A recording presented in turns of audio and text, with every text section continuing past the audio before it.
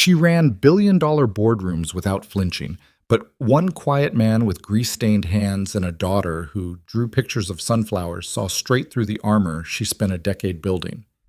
What happened between them in the 6 days before the gala wasn't supposed to happen at all.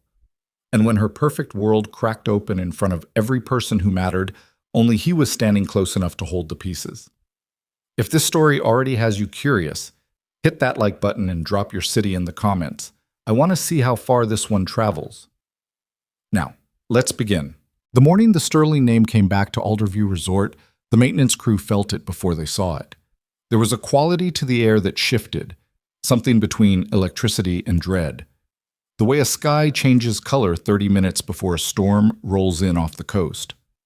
By 7:15, 3 black SUVs were idling in the circular drive, and by 7:30, the resort's general manager, Dale Hutchins, was speed-walking through the lobby in a sport coat he'd clearly grabbed in a hurry, one collar point folded under instead of out, his forehead already damp. Ethan Cross noticed the collar. He noticed because he was coming from the East Service corridor with the equipment manifest tucked under his arm and a travel mug of coffee going cold in his hand, and Dale nearly walked through him. "She's early," Dale said, without preamble, without apology for almost bowling Ethan over. His eyes were scanning the lobby like a man trying to account for every imperfection simultaneously. Ethan looked past him toward the main entrance. "How early?" 45 minutes. Dale pulled out his phone, already composing a message to someone. "I need your team on the Grand Terrace by 8, full sweep. She's walking the event space this morning. We were scheduled for 11. "I know when we were scheduled, Ethan." Dale looked up from his phone long enough to make eye contact, and what was in his face wasn't irritation exactly. It was closer to controlled panic wearing an irritation mask. "Can you do 8? Ethan thought about it for 2 seconds. His lead hand, Marcus, was already on property. 2 of his other crew guys were in the parking structure finishing a generator check. It was doable. Tight, but doable. "Yeah," he said. "We can do 8. Dale nodded, exhaled through his nose, and was already moving again. "Good. And Ethan," he paused without turning around, "make sure it actually looks good, not service department good. Actually good." Ethan watched him go, then took a long sip of his cooling coffee. He'd heard the name Sterling plenty of times in the 2 years he'd worked at Alderview. The resort had played host to the Sterling Foundation's annual charity gala for 6 consecutive years, and every year it was the same cycle of institutional anticipation, upper management getting twitchy weeks in advance, the housekeeping department retraining staff on protocol, the F&B team sourcing ingredients from vendors they didn't normally work with. It was the kind of event that made a property's whole annual reputation, and the Sterling name was the gravitational center of all of it. What Ethan knew about Victoria Sterling was what most people knew. 30 years old, inherited the Sterling Group empire from her father 18 months ago, under circumstances that had fed the gossip columns for the better part of a year, sat on the boards of 4 nonprofits, had been photographed at charity functions on 3 different continents in the last 12 months, and ran her late father's company with a precision that had, by most accounts, silenced the skeptics who'd said she was too young and too green to hold it together. He'd never met her, had no particular opinion of her. He went to find Marcus. By 7:58, Ethan's crew had opened the Grand Terrace, a sweeping event space that wrapped around the resort's north-facing cliffside, with views of the bay that looked almost too composed to be real, and begun their systematic walkthrough of the rigging points, the electrical load pathways, and the temporary staging infrastructure that had been partially installed the previous week. The gala was 6 days out. Ethan's role at Alderview was technical crew supervisor, which many sat somewhere between the contractors who came in for specific jobs and the permanent resort staff, overseeing the physical infrastructure of large-scale events, lighting rigs, AV frameworks, structural installations, power management. He'd fallen into event technical work the way a lot of people fall into things, sideways, out of necessity, after the industry he'd originally trained for stopped being available to him in the way he needed. He'd been a licensed electrician before Lily was born. Had his own small outfit, 2 employees, decent contracts with commercial developers in the metro area. Then his wife left when Lily was 11 months old. Not dramatically, not with screaming or broken dishes, just a note on the kitchen counter that said, "I can't do this." and an absence that became permanent, and the calculus of his life changed completely. He couldn't be running jobs that kept him away from home until 8 or 9 at night with a baby who needed him. Couldn't keep bidding on projects with 4-week installation windows. He needed something with structure, with on-site hours, with the kind of predictability that let him pick up his daughter from daycare at a consistent time. A resort was, in its way, an ecosystem. The hours were long sometimes, but they were contained. The work kept him close to his electrical background without the entrepreneurial exposure that had started to feel incompatible with single parenthood.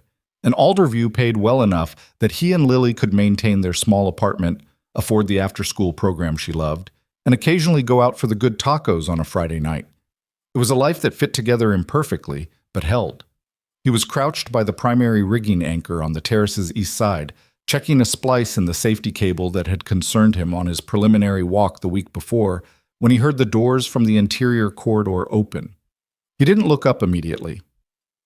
He heard Dale's voice, that particular cadence Dale used when he was performing hospitality for someone important, smooth and slightly elevated, like a man reading from a script he'd memorized. And he heard another voice underneath it, lower than he expected, deliberate in the way it moved through sentences, not slow, but weighted. He glanced up.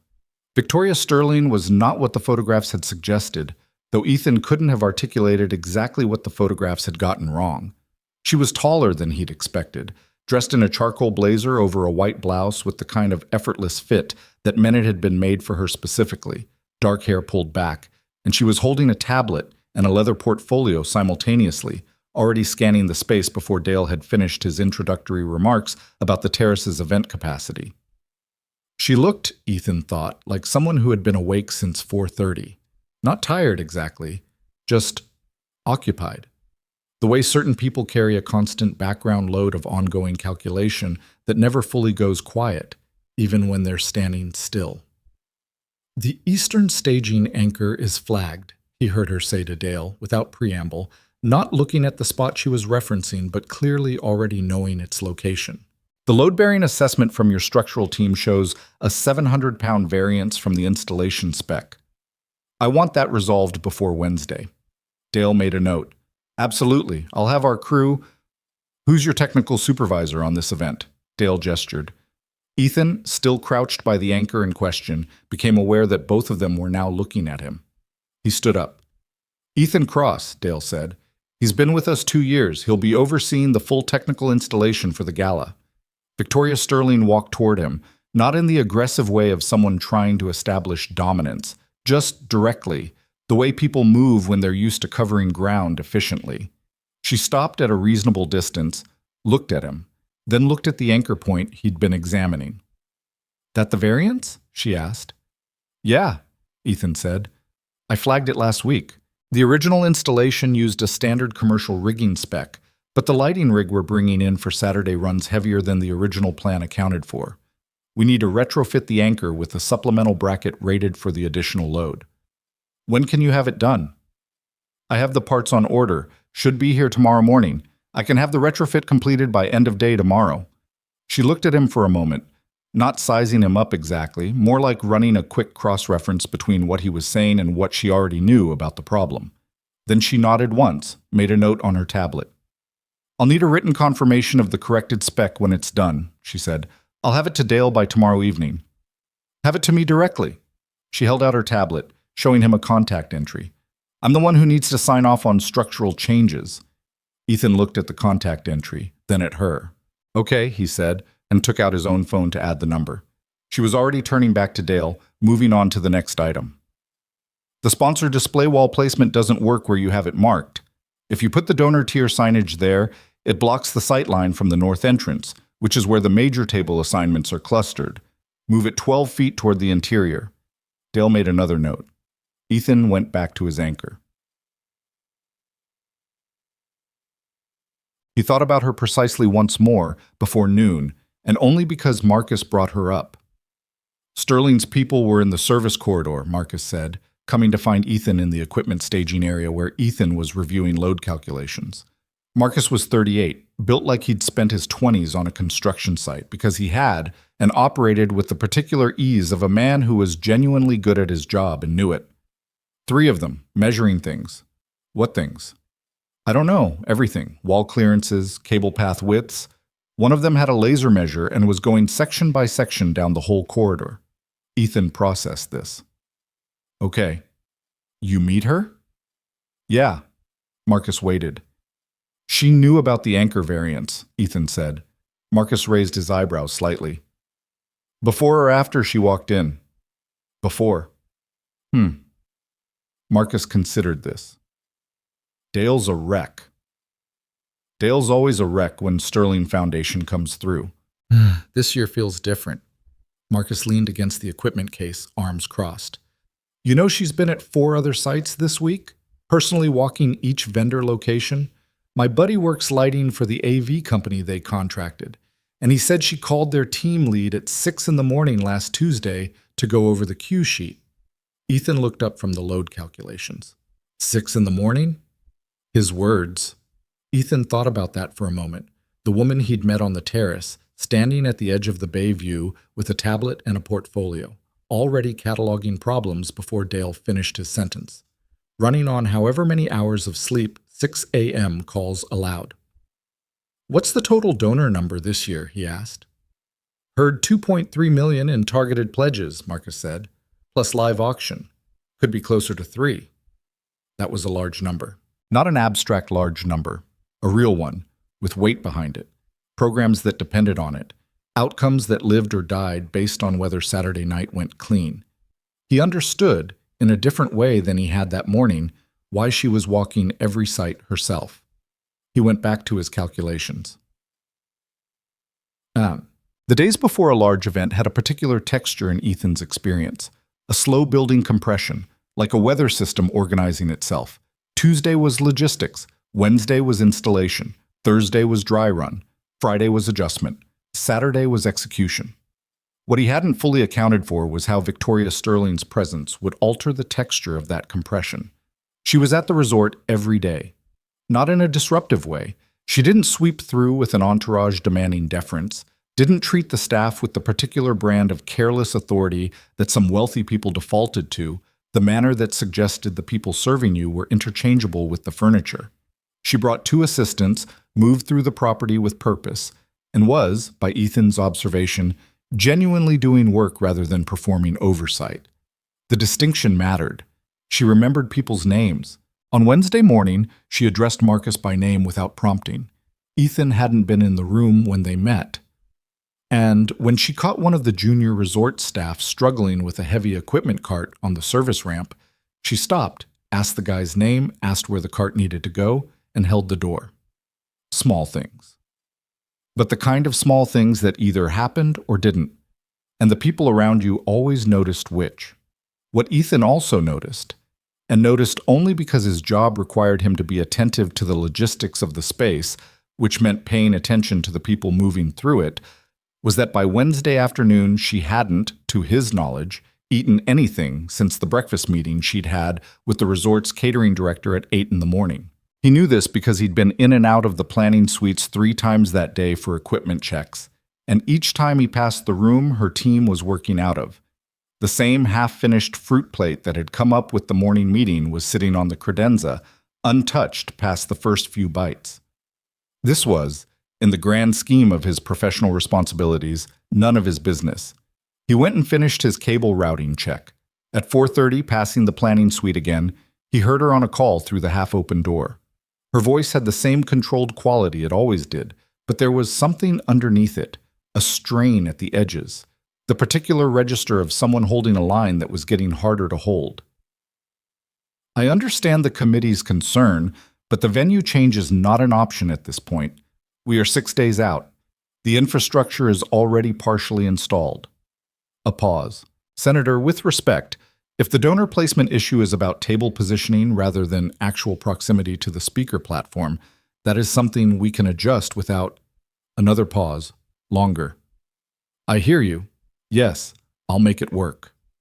She came out of the suite 20 seconds later with her tablet under her arm and nearly walked into Ethan, who was standing in the corridor checking a cable run on his manifest. She stopped, looked at him.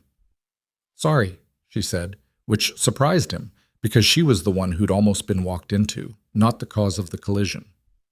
"You're fine," he said. Then, before he'd quite decided to say it, "Have you eaten today?" She looked at him with an expression he couldn't entirely read, not offended, not warm. Somewhere between assessing and genuinely uncertain what to do with the question. "At breakfast," she said. "It's 4:30. I'm aware of the time. There's a deli counter on the resort's north end. They make a pretty decent turkey sandwich. Takes about 4 minutes. She held his gaze for a moment.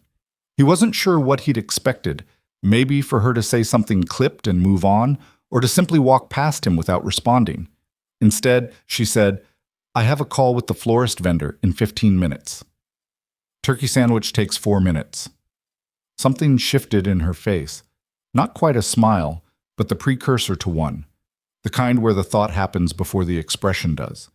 She looked at him for one more second, like she was deciding something. "I don't know what I'd want," she said. "Turkey's good," he said. "I'm going that way. I'll bring you one." She looked like she was going to argue. Then she said, "No mustard." "Got it." He brought her the sandwich, left it on the credenza next to the fruit plate and didn't make a production of it. When he came back through the corridor 40 minutes later, both the fruit plate and the sandwich wrapper were gone. Thursday was when the first real problem hit. It came from the permit side, a miscommunication between the resort's operations department and the county fire marshal's office about the maximum occupancy variance the gala required for the terrace setup. The event was planned for 240 guests on a space that, under standard configuration, held 180. The variance had been applied for 6 weeks earlier, but had apparently been filed under the wrong event classification, which meant it was sitting in the wrong processing queue, which meant it hadn't been approved, which meant that as of Thursday morning at 9 o'clock, the terrace setup they'd been installing all week wasn't legal for the number of people who'd bought seats.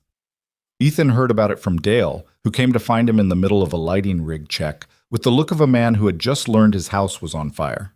"Is the Victoria Sterling version of this already happening, or are you telling me first?" Ethan asked. "She has a meeting in 12 minutes.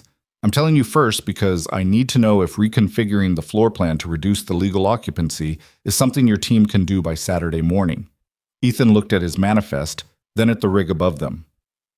"Depends what the reconfiguration looks like. If it's purely about table count and positioning, yeah. If the fire marshal wants actual structural changes to the flow path, I don't know yet. I'm waiting on a call back. Get me the details when you have them. I'll look at what's movable." Dale left. Ethan climbed back up the ladder to continue the rig check. He heard about the Sterling version of it 20 minutes later from one of the catering staff who'd been walking past the planning suite when the conversation happened. By the account, which was admittedly secondhand and probably embellished, it had been short and contained and had ended with Victoria saying, in a very quiet voice, that someone was going to spend the rest of Thursday on the phone with the fire marshal's office until the problem was solved, and that someone was going to be her communications director, and that if it wasn't solved by end of day, she would be in the fire marshal's office at 8 Friday morning herself. By 4 o'clock Thursday, the variance had been refiled under the correct classification and escalated through a channel that Dale's operations team probably should have used 6 weeks ago. The marshal's office, apparently persuaded by the combination of urgency and the size of the charitable mission the event served, agreed to expedite. Ethan, whose equipment check had surfaced a secondary issue with the power draw on the West Wing lighting string, spent Thursday evening recalculating his load distribution and found a solution by 9 p.m. He was in the parking structure retrieving the correct gauge extension cable when he saw her. Victoria Sterling was sitting on a low concrete barrier near the staff entrance, not using her phone, not on a call, just sitting. Her blazer was draped over the barrier next to her, and she was in her shirt sleeves, looking at the middle distance with the expression of someone who has temporarily set down a very heavy bag and is trying to remember what their hands feel like without it. She didn't see him at first. He thought about walking past, pretending he hadn't. It would have been easy. The cable was in the opposite direction. He had a genuine reason to be moving that way. Instead, because he was apparently the kind of person who couldn't leave things alone, he said, "Long day." She looked up. Her composure reassembled itself in about half a second, which told him something about how much practice she'd had. "Long week," she said. He leaned against the concrete pillar across from her, not crowding her, just stopping. Permit thing got resolved. I know. I'm the one who resolved it. I know you are. He said it without flattery or irony, just acknowledgement. I'm saying it worked out. She looked at him. In the parking structure's flat fluorescent light, she looked less like a billboard version of herself and more like a person who had been running at capacity for longer than was sustainable. It almost didn't, she said, but it did. She didn't say anything for a moment, then, you have a daughter. He blinked. Yeah. Dale mentioned it, in passing. She said it neutrally, not as an intrusion, more like someone who had filed a piece of information and was now surfacing it. How old? 6. Lily. Who has her while you're here late? My neighbor, Mrs. Okonkwo. She's retired, has 3 grandkids of her own, and charges me $40 per evening and the occasional batch of the banana bread Lily makes with her. Something moved across Victoria's face that wasn't quite a smile, but was in the neighborhood. Banana bread is currency. It's better than I make it sound. Lily puts chocolate chips in. Does she know you're working on something like this? He thought about it. I told her there's a party at the hotel, a big one. She asked if there would be balloons. Will there? Probably. Then she has better information than most of my donors. He almost laughed at that. Not because it was the funniest thing he'd heard, but because it was unexpected. The dry realness of it, the lack of performance. You should go home and sleep, he said. I have 3 vendor calls in the morning. I know, so sleep first. He pushed off the pillar. The permit thing got resolved. The anchor retrofit is signed off. Tomorrow's going to have its own problems. They always do. But tonight's problems are done. She looked at him for a moment, and it was a different kind of looking than the assessment she'd done on the terrace Monday morning. Quieter. Like something being considered rather than evaluated. You're not what I expected, she said, from a technical crew supervisor. I get that a lot, he said, which wasn't true at all, but it made her almost smile happen again. He found his cable and headed back to the East Wing. Friday was, as predicted, its own species of problem. A catering vendor canceled a partial order due to a warehouse inventory issue, creating a protein course gap for 46 table settings that needed to be resolved in 18 hours. One of the sponsor display banners arrived with a printing error in a major donor's company name. The audio technician contracted for the live portion of the program discovered on his dry run that the terrace's natural acoustics, combined with the new speaker placement, was creating a feedback loop in the 40 to 50-foot range that would affect the first 3 donor tables. Each of these problems was solvable. None of them were simple. Ethan watched Victoria move through them. She was good, not in the way of someone performing competence for an audience, but in the actual operational way.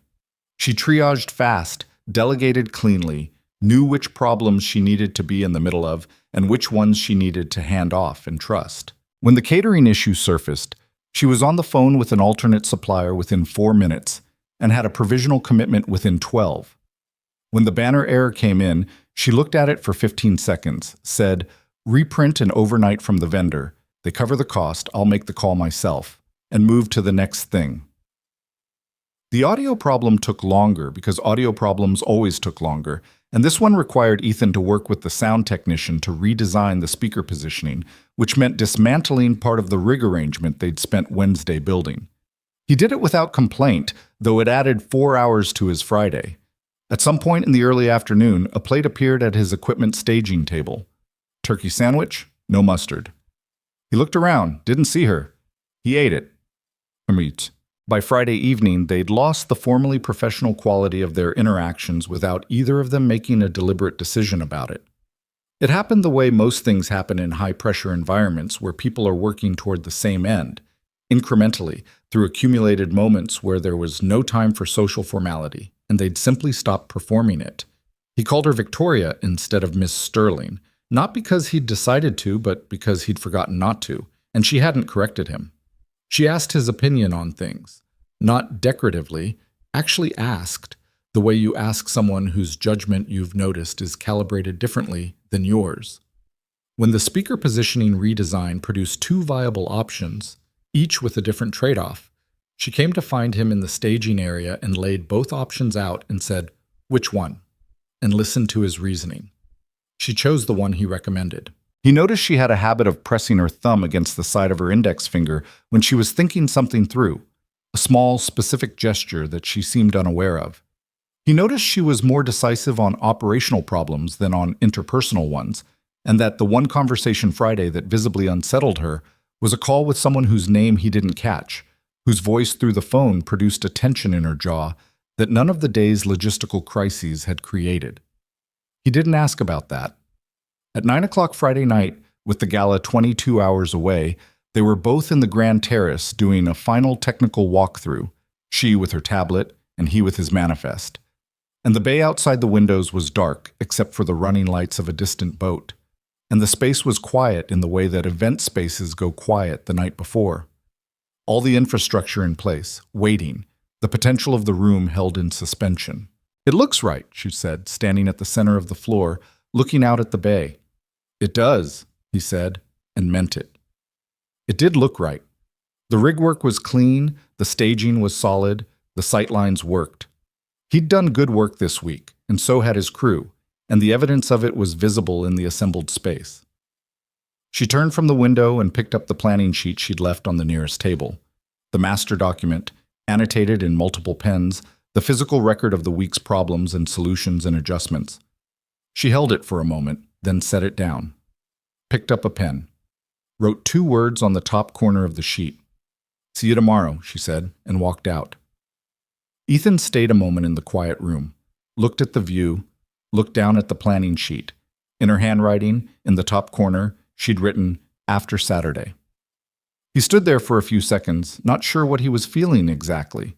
Then he rolled up his manifest, tucked it under his arm, and went home to relieve Mrs. Okonkwo and check on Lily, who had, according to a text from his neighbor, fallen asleep on the couch, waiting up for him with a picture she'd drawn of balloons she wanted to see at the party. He looked at the drawing for a long time before he turned off the light. He thought about the 2 words on his drive home, "After Saturday." It could mean nothing. It could be an instruction to herself. After Saturday, do this thing, follow up on that thing, remember to, some internal notation that happened to land on a shared document. Victoria Sterling was a woman who kept lists, who organized her world in advance, who planned beyond the horizon of the current problem. After Saturday could be purely procedural. It could also mean something else. And the fact that she'd written it in front of him and looked at him when she set the pen down and said, "See you tomorrow," with something in her voice that was careful in a particular way. He stopped himself. She was a billionaire. He was a technical crew supervisor with a 6-year-old and a neighbor who accepted banana bread as childcare currency.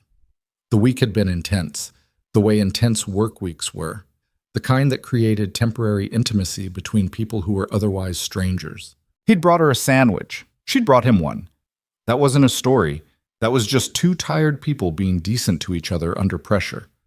He pulled into his parking spot, sat in the car for a minute, and looked at the light in his apartment window where Mrs. Okonkwo had left the lamp on. After Saturday. He thought about his daughter's drawing of balloons.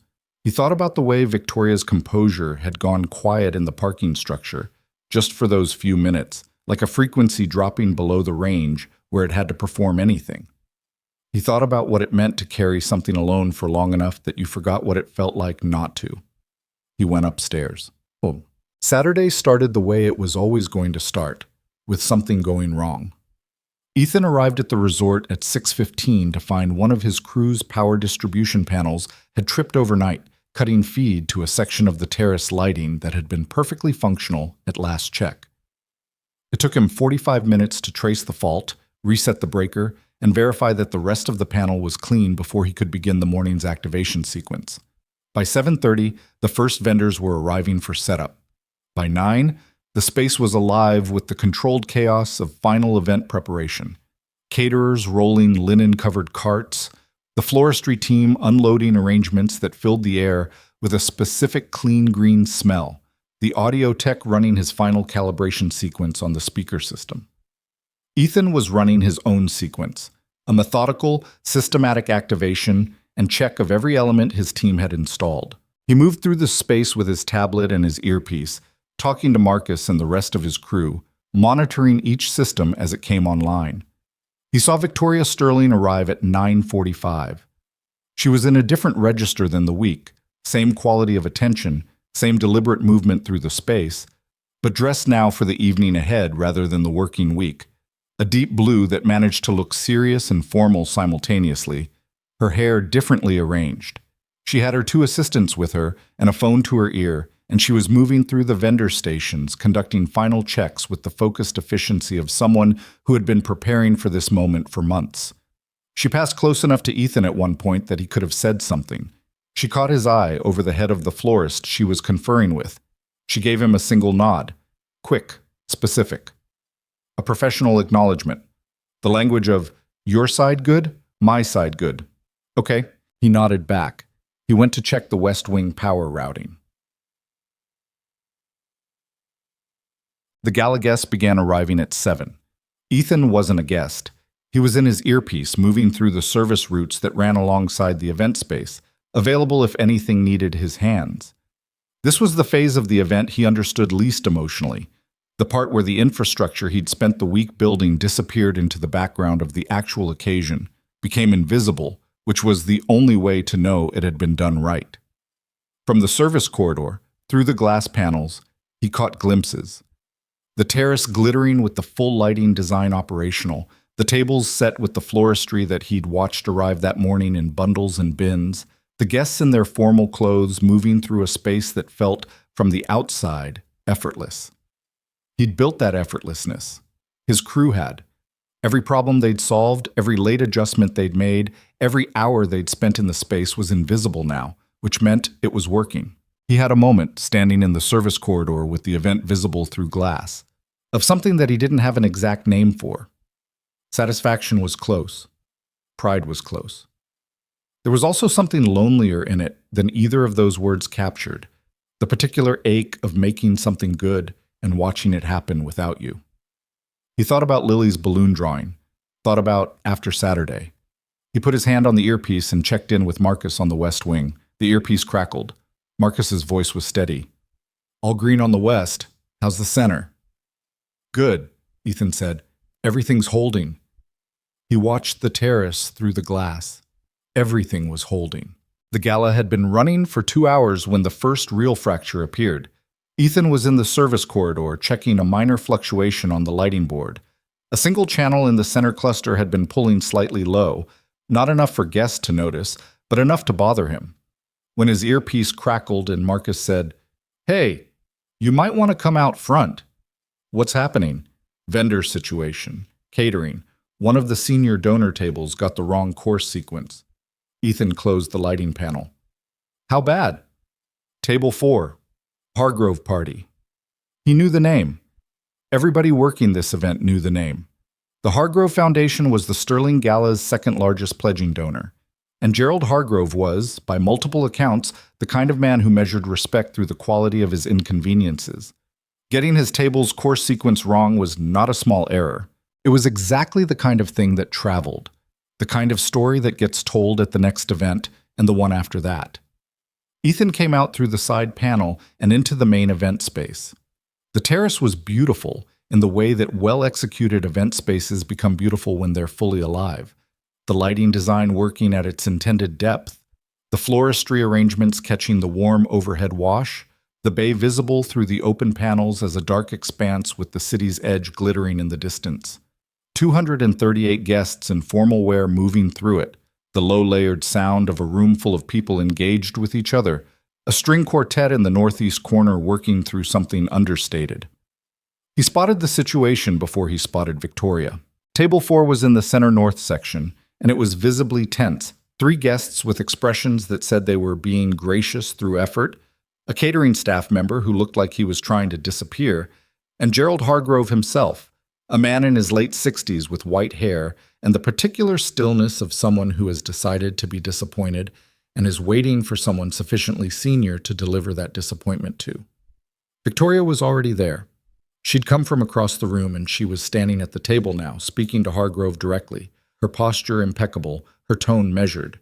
Ethan moved closer without entering the immediate radius, close enough to hear, far enough to stay invisible. Understand completely, and I want you to know this is being corrected right now, Victoria was saying. The course will be reset from the correct point in the sequence. You won't miss anything. Hargrove looked at her with the expression of a man who has made his living reading people and has reached a conclusion. Victoria, he said, and the way he said her first name had a specific texture, the kind of familiarity that condescends rather than warms. I've been coming to this event for 5 years. 3 under your father. This is the second issue my table has experienced tonight. I'm aware, she said, and I take responsibility for both. What was the first? Ethan said. Both of them looked at him. Victoria's expression was unreadable. Hargrove's was the expression of a man surprised that an unfamiliar voice had entered his conversation. The table placement, Hargrove said. We were moved 12 feet from our original reservation. The placement was changed for sightline optimization, Ethan said, keeping his voice neutral. The speaker platform was repositioned based on acoustic requirements. Every table in the north cluster was adjusted proportionally. Your table is actually closer to the speaker position than it was in the original layout, not farther. Hargrove looked at him for a moment. And you are? Ethan Cross, technical crew supervisor. He didn't offer a handshake, and it wasn't that kind of moment. The course sequencing issue is ours to fix, and it's getting fixed right now.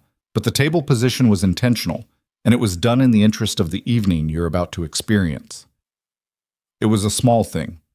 Probably not the thing that resolved Gerald Hargrove's disposition, which was likely to remain in the register of gracious disappointment regardless. But it shifted the frame of the conversation, moved it from apology into explanation, which was different, which had different weight. Victoria looked at Ethan for half a second, then back to Hargrove. Your courses will be corrected and properly timed from this point. If there's anything else your table needs tonight, please find me directly. She held his gaze. Thank you for being here, Gerald. This event exists because of donors like your family. Hargrove nodded. Not warmly, but acceptingly. Victoria turned and walked. Ethan fell into step beside her without planning to, because they were moving in the same direction, and it would have been strange not to. You didn't need to do that, she said quietly. He was going to blame the placement on incompetence. It wasn't incompetent. I know it wasn't. She glanced at him sideways. I meant you didn't need to step in. I had it. I know you did. They were near the service entrance now, moving out of the immediate flow of guests. She stopped, turned to face him partially, the noise of the room behind them. Is the lighting fluctuation on Channel 9 resolved? She asked. He blinked. How do you know about Channel 9? I know about most things that happen in this building. She said it without superiority, just flatly, as fact. Is it resolved? I was working on it when Marcus called me out. Go finish it. She paused. And Ethan, thank you. For the table. He went back to the lighting panel. He stood in the service corridor for a moment before reopening it, not sure what had just happened exactly, only that something had, and that it had the quality of something that couldn't be taken back. Not because it was dramatic, but because it was real. He opened the panel and got back to work. What? The next hour was clean. Events had rhythms, and this one had found its stride. The kind of operational smoothness that only happened when enough problems had been solved in advance, when the infrastructure was holding, when the people running the room had done the work. Ethan moved through his checklist. The audio technician gave him a thumbs up on the speaker calibration. The West Wing lighting came fully online. Channel 9 stopped its fluctuation. At 9:15, the program portion began. Ethan watched it from the side panel where the service corridor met the event space in a glass section that let him see without being part of. The MC, a local anchor from the regional news affiliate who had clearly done this kind of event before, moved through the opening remarks with professional warmth. The first speaker was a program director from one of the Sterling Foundation's funded medical research initiatives, a woman in her 50s who talked about the work with the specific directness of someone who understood that the people in this room needed to feel the consequence of their donations rather than just hear numbers. Then Victoria walked to the platform. He'd seen her in a lot of modes this week. He hadn't seen this one. She stood at the microphone with a stillness that was different from her operational stillness, less about efficiency, more about intention. When she spoke, the room found a different quality of quiet, The particular quiet that falls when people are genuinely listening rather than performing the appearance of listening. "This event is not about the sterling name," she said. "I want to be clear about that. It never was, even when my father stood at this microphone. It's about what happens when resources meet need in a way that's structured and sustained and real." She paused. 3 years ago, the foundation funded a clinical trial for a childhood neurological condition that affects an estimated 46,000 children in this country. 14 months ago, that trial produced results that are now informing a treatment protocol being adopted by 8 pediatric hospitals. Tonight, there are children who will have different lives than they would have had. That is the sentence I need you to hold on to through the rest of this evening.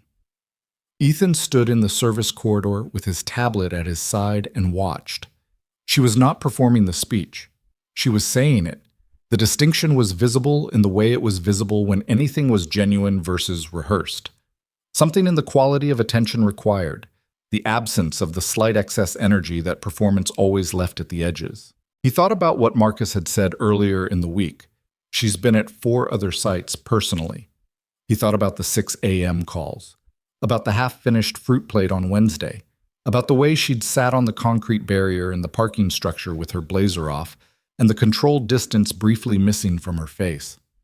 She was carrying all of this, the donors, the program outcomes, the institutional weight of the sterling name, the pressure of being 30 years old and being responsible for something that people doubted she could sustain. She was carrying it in a particular way that high-functioning people carried overwhelming things, by never quite setting it down, by keeping it in motion, because stopping felt more dangerous than continuing. He'd done something similar after Lily's mother left, not with money or institutions, with the smaller economy of a single parent's life, the constant forward motion that kept the shape of things from collapsing. He recognized it. That was all. He looked away from the glass panel and checked his rigging sensors. It was 10 minutes after the speech, during the transition into the live auction segment, when he found her in the kitchen corridor.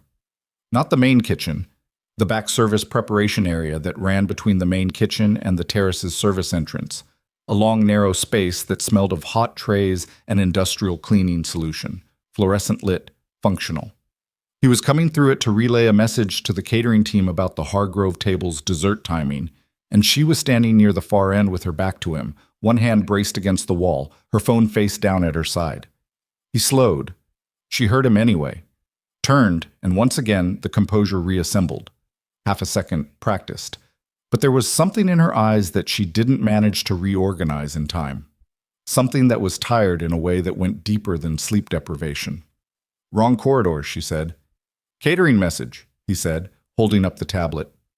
"You okay?" "Fine." "That wasn't a real question," he said. "I mean, it was a real question. I'm asking." She looked at him for a moment. In the flat light of the service corridor, without the event space warmth, she looked her age more precisely. 30 years old, which was not old, which was in fact quite young to be standing in the middle of all of this. "Someone said something," she said, and stopped. He waited. "There's a man at table 7, Oliver Reese." The name came out with a specific quality, careful and neutral in the way people are careful and neutral about things they have actual feeling about. It was 2 years ago. He was the kind of person who makes you feel, when things are good, like you finally found level ground. And when things stop being good, you understand that the level ground was something he constructed specifically to make you dependent on it. Ethan didn't say anything. He leaned against the wall across from her and let her keep going if she wanted. He came through the line tonight and said, she paused, pressed her thumb against the side of her index finger. He said, "Your father would have handled the Hargrove situation differently." That was it, just that, and he moved on. She looked at the middle distance. He knows exactly how to find the weight-bearing wall. "Is he wrong?" Ethan asked. She looked at him sharply. "I'm asking," he said, "because you handled the Hargrove situation. You were already handling it before I said anything. What would your father have done differently?" She was quiet for a moment. "He would have been smoother about it." "Smooth isn't the same as right." "I know that." "Then what he said doesn't have information in it," Ethan said. "It's just noise.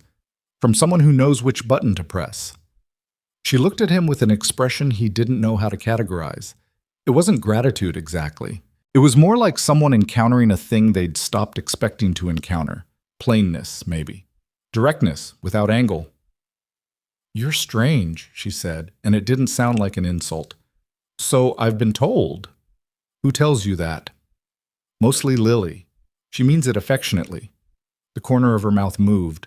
Not a full smile. Close. "What does she think you do all day?" "She thinks I make buildings light up."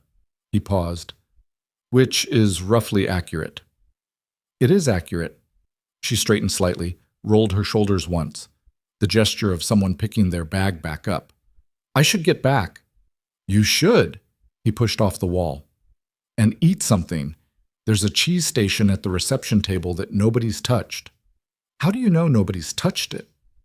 "Because I've been watching the room all night, and the cheese station is in a low-traffic corner." She looked at him. "You watch rooms for a living?" "Basically." "That explains some things about you," she said, and walked back toward the terrace. He delivered the catering message and returned to his circuit. For the next 90 minutes, the gala ran the way it was supposed to run. The live auction moved through 11 lots and produced a final combined figure that the MC announced to genuine applause, the kind that had heat in it, that meant the number was real and people felt the scale of it. The dinner service recovered from the Hargrove setback and ran clean through the remaining courses. The string quartet shifted into a livelier register for the post-dinner hour, and the dance floor at the terrace's south end slowly filled with the specific combination of alcohol and goodwill that formal events always cultivated in their second halves. Ethan did 3 more full equipment checks. He checked in with Marcus, who reported all systems nominal. He talked the audio tech through a minor feedback sensitivity adjustment on the primary speaker feed. He stood for 11 minutes in the northwest corner of the terrace proper, having confirmed with Dale that his equipment checks were complete, and watched the room simply be what it had become, this space he'd spent a week building toward. He didn't see Victoria for most of that stretch, which meant she was working the room, doing the circuit of donor engagement that was as much a part of an event like this as the speeches or the auction. He caught glimpses. At the Hargrove table, where she stayed for nearly 15 minutes, and where Gerald Hargrove's body language had shifted from managed disappointment to something more open. Near the auction display, talking with a cluster of guests who leaned toward her the way people lean toward someone they were genuinely interested in rather than performing interest for. Across the room in the far corner, briefly, with a man Ethan didn't immediately place, dark-suited, mid-40s, standing in a way that was slightly separate from the room's current, like he hadn't fully arrived in it. Table 7, Ethan thought. Oliver Reese. He looked for a moment longer than he needed to. He couldn't hear what they were saying. The room's ambient noise and the distance made it impossible. What he could see was the quality of their posture. Reese with his weight slightly forward, the stance of a man trying to reclaim proximity. Victoria with her weight balanced, her chin level, holding her own space. The conversation was brief. She said something, he nodded, and she turned and moved away without the quality of someone who had been shaken. Ethan looked away. He thought about what she'd said in the service corridor. He knows exactly how to find the weight-bearing wall. Thought about the way she'd described it, level ground, constructed specifically to make you dependent on it. He knew something about that kind of architecture, not from Oliver Reese specifically, from his ex-wife, from the way certain people built intimacy through your vulnerabilities rather than alongside them, so that when they left, the structure of your confidence had their handprints all over it. His had taken 2 years and a 6-year-old who needed him to be capable of trust to rebuild properly. He watched Victoria move back into the center of the room, re-engaging with a cluster of guests near the donor wall with the ease of someone who had never stepped out. She was good at reassembly, maybe too good at it, in the way that skill and habit sometimes calcified into an inability to stay disassembled long enough to actually rest. He went back to checking his equipment. The evening wound toward its end at 11:15. The last guests were in the slow movement phase, lingering conversations, a few couples still on the dance floor, the particular reluctance of a successful evening to release itself. Ethan's crew was already beginning the quiet preliminary stages of breakdown, coiling cable runs in the service areas, checking the exterior rigging for the post-event disassembly schedule, cataloging the equipment inventory for transport.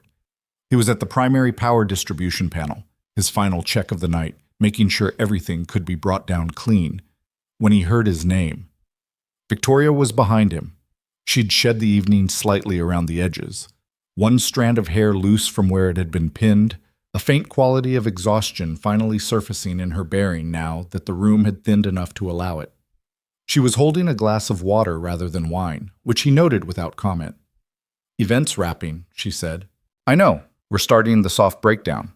The numbers came in. She said it without preface. "Auction plus pledges. It's the highest total we've had in 6 years." He looked at her. "That's good." "It's very good." She said it simply, without the performance of triumph, just the fact of it sitting there between them. "It means there are specific programs this funds, a pediatric equipment grant, a research fellowship we've been trying to sustain for 2 years, a community health initiative in 3 counties that's been operating on provisional funding." He nodded. He was thinking about the program director's speech, the children who would have different lives. "You built the room that made it possible," she said. "You and your crew." "You built the event," he said. "We built the room." She looked at him for a moment. "Is that a meaningful distinction to you?" "Yeah," he said. "It is." She was quiet for a moment. The room behind her was down to 30 guests, maybe fewer, the string quartet packing up. The lighting was still at its warm operational level. He'd bring it down in stages as the room cleared, and it caught the planes of her face in the way that honest light did, not flattering exactly, just real. "After Saturday," she said. He went still. "I wrote it because I didn't have a better way to say what I was thinking," she said. "I didn't plan to say it at all. And then I was standing in that room with the bay behind me, and I wrote it because it was the truest thing I could put on paper without making it into something that had to be addressed tonight." "What does it mean?" he asked. She looked at him steadily. "It means I'd like to know who you are when neither of us is working." The room was quieter now. Someone in the far corner laughed, a real laugh, unguarded, the kind that happened at the end of good evenings. Ethan looked at her and thought about the service corridor and the parking structure, and a sandwich with no mustard and 2 words in the corner of a planning sheet. "Okay," he said. "Okay," she said. She walked back toward the remaining guests, and he watched her go. And then he turned back to his power panel and began the careful, methodical work of bringing the night down. The Sunday after the gala, Ethan slept until 8:15. This was, by the standards of his life, an extraordinary event. Lily was at his sister's for the weekend. One of 3 times a year, his sister Carla took her for 2 nights to give Ethan what Carla called human being hours, which was her way of saying she'd noticed that single parenthood had a way of slowly sanding down the parts of a person that weren't directly useful. He'd driven home from the resort at 12:40 Saturday night, eaten leftover rice standing at the kitchen counter, and fallen asleep with his phone still in his hand and the lamp on. He lay in bed on Sunday morning looking at the ceiling and thought about what Victoria had said. "I'd like to know who you are when neither of us is working." It was not a love confession. He understood that. It was something more provisional, an opening rather than an arrival, the kind of thing that required the other person to decide what to do with it. He'd said okay, and she'd walked away, and then he'd spent 2 hours bringing the room down and driven home, and eaten rice and fallen asleep, and now it was Sunday, and he didn't have her number. He had the number she'd given him Monday for the structural sign-off. He'd texted her the corrected spec confirmation Tuesday night, and she'd replied with a single, "Thank you," versus professional, contained. The initials like a small wall that said, "This channel is for business." He stared at the ceiling. He was 32 years old. He had a daughter who drew sunflowers and balloons and called Mrs. Okonkwo my Enkawo, and was learning to read chapter books and was, by any reasonable measure, the most important fact of his life. He had a job he was good at. He had Marcus, who was his closest friend in the way that work friends became actual friends when you'd spent enough late nights solving the same problems. He had Carla, who called every Sunday and asked pointed questions about whether he was eating vegetables. He was not, in any objective accounting, missing things. He texted Victoria at 9 o'clock, not the VS number, the event contact she'd given him on Monday. He wrote, "The event was a success. For what it's worth, you ran it well. Ethan, He put his phone down and made coffee. She replied 11 minutes later, I know, I'm told the cheese station went untouched. Apparently the placement was suboptimal. He read it twice, then he typed, if you want better cheese placement advice, you'll need to consult someone who watches rooms professionally. Her reply took 4 minutes. Are you available Thursday evening? Not a question. Or rather, a question formatted as a statement, which he was beginning to understand was how she communicated things she was slightly uncertain about. The ones where she couldn't fully control the outcome, she removed the question mark, made it declarative, as if certainty of form could substitute for certainty of answer. He typed, yes. She sent an address.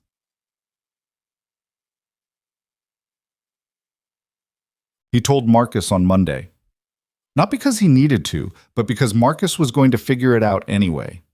He had the particular attentiveness of someone who'd spent years working alongside people in high-stress situations and had learned to read the room in a way that extended to the people in it.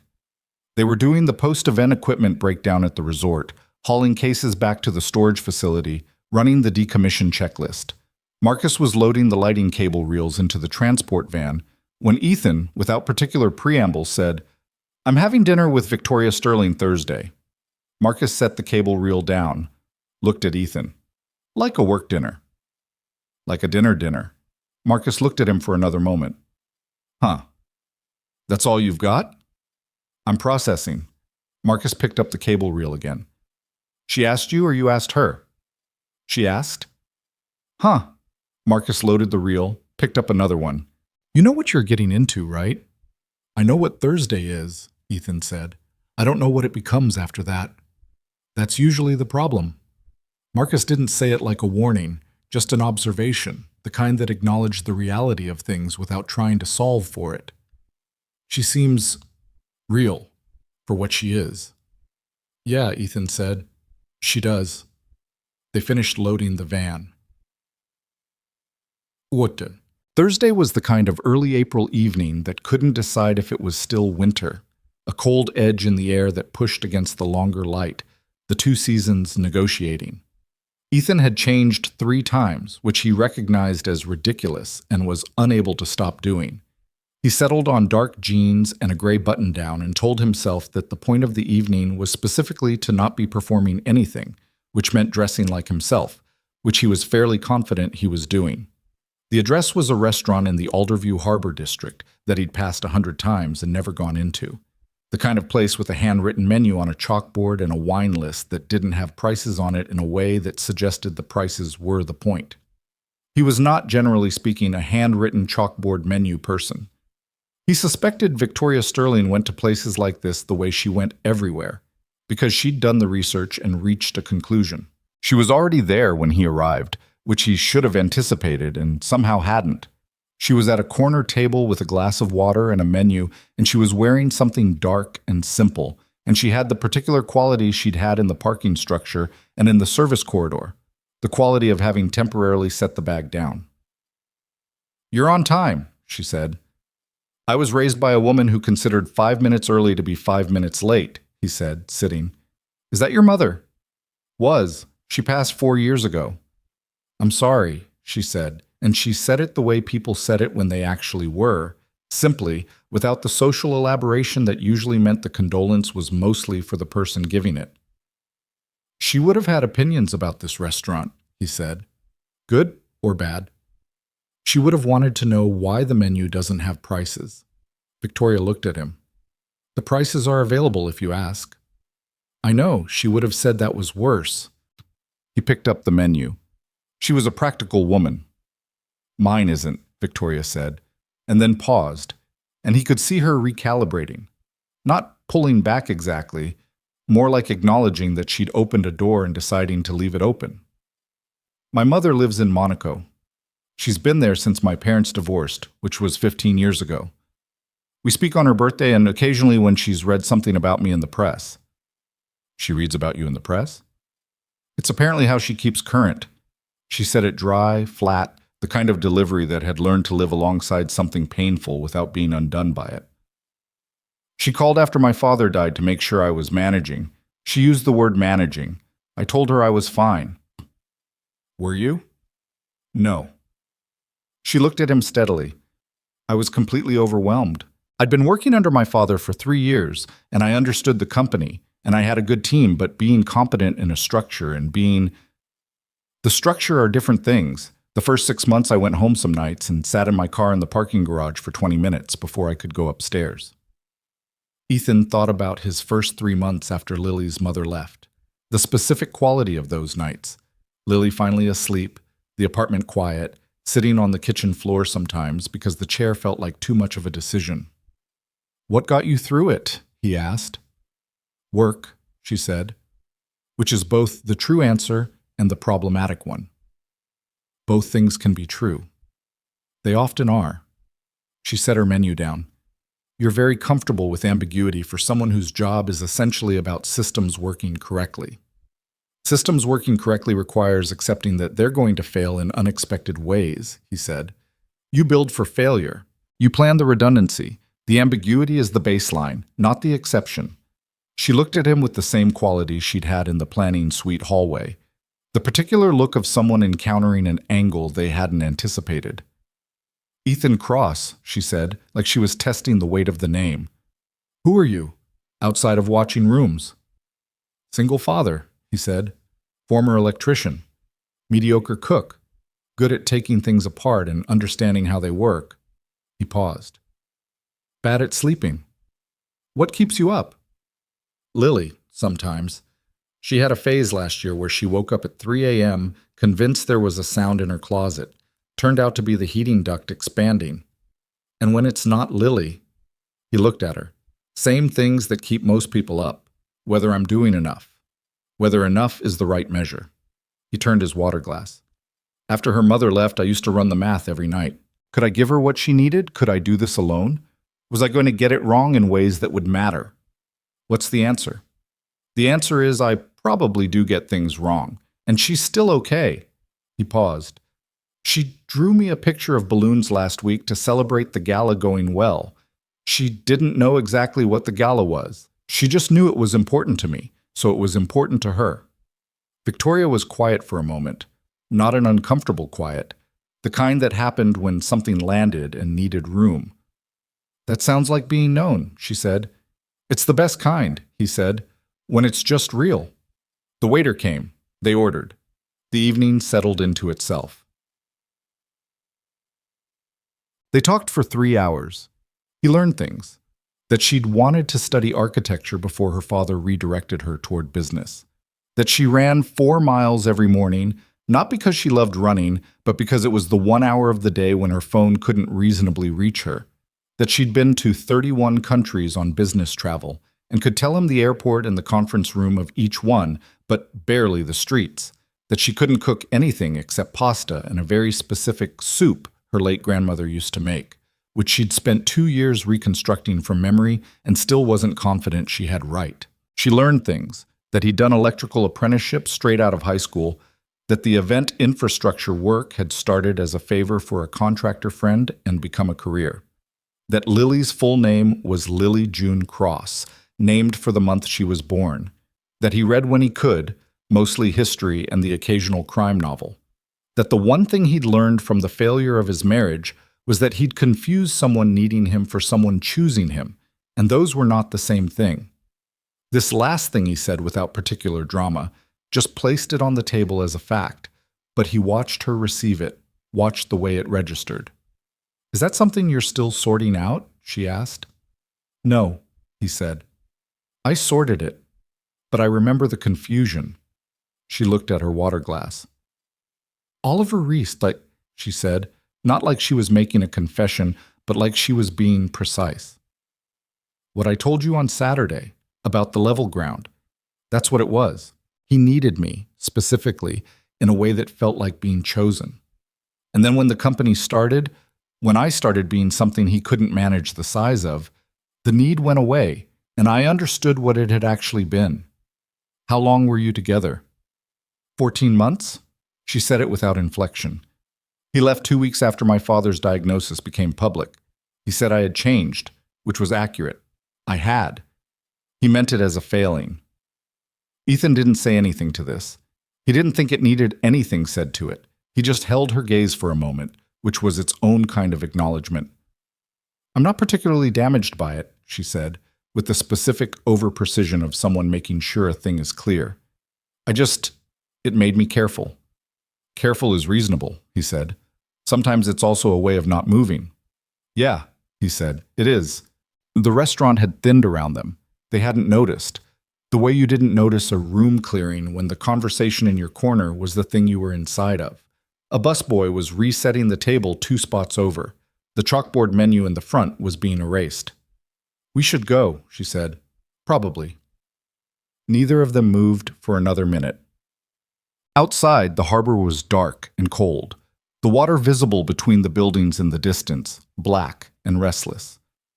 They stood on the sidewalk without quite completing the departure, the particular liminal space of an evening that has gone well and doesn't know how to be finished. "Thank you for dinner," he said. "You paid for half." "I know. I meant, thank you for the invitation." She looked at him, and her face in the streetlight was the version he'd come to associate with the honest register, without the performance layer, without the operational efficiency. Just her, at 30 years old, standing on a harbor sidewalk with the cold coming off the water. "Can I tell you something without it becoming larger than I mean it?" she asked. "Yeah." "I don't do this," she said. "I don't sit across from someone for 3 hours and talk about my mother and Oliver Reese and the 6 months I couldn't get out of my car." She paused. I'm not telling you that to make you feel significant, though you should, because you are. I'm telling you because it was unexpected, and I don't entirely know what to do with unexpected."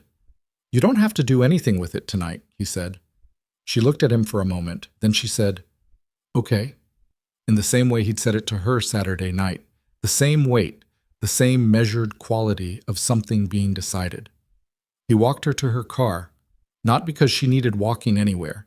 She had a driver, a black sedan idling 20 feet down the block, but because the conversation continued to the car, and stopping it earlier felt wrong. They stood at the rear passenger door for another 4 minutes, talking about nothing in particular, the way you did when the actual conversation was the standing there rather than the words. She opened the door, stopped. "Thursday worked," she said. "It did." "I'll call you," she said, which with her wasn't a brush-off. He understood her enough now to know that a statement from her was a commitment, not a social nicety. "Okay," he said. She got in. The sedan pulled away. He stood on the sidewalk in the cold for a moment, his hands in his jacket pockets, watching the taillights reach the corner. He called Carla on the walk back to his car. She picked up on the second ring, because Carla always picked up. It was one of her defining qualities. "It's 10:40 on a Thursday," she said, instead of hello. "I know. You're never up this late voluntarily." A pause. "Did something happen?" "I had dinner." Silence. Then, "With who?" He hesitated for exactly 1 second, which Carla, who had known him his entire life and could detect hesitation across 2 time zones, registered immediately. "Ethan James Cross," she said. "Don't make it something." "I'm not making it anything. I'm waiting for you to tell me what it is." He unlocked his car and got in and sat in the dark for a moment, the way he'd described Victoria sitting in her own parking garage 6 months into the hardest year of her life. "I don't know what it is," he said. "It's something. It might be something." "Is she good?" Carla asked, and she meant it in the way Carla always meant things, plainly, with the specificity of someone who knew that good was the thing that mattered, and all the other questions were downstream. He thought about 3 hours at a corner table, about the soup her grandmother used to make, about "I don't do this," about a woman who had learned to carry everything alone and was, for uncertain reasons, trying to learn what putting something down felt like. "Yeah," he said. "I think so." "Okay," Carla said. "That's enough for now." He drove home, picked up Lily from his sister's the next morning. She'd made a macaroni necklace for him, which she draped around his neck in the doorway with the solemnity of a ceremony. He wore it for the rest of the morning without taking it off.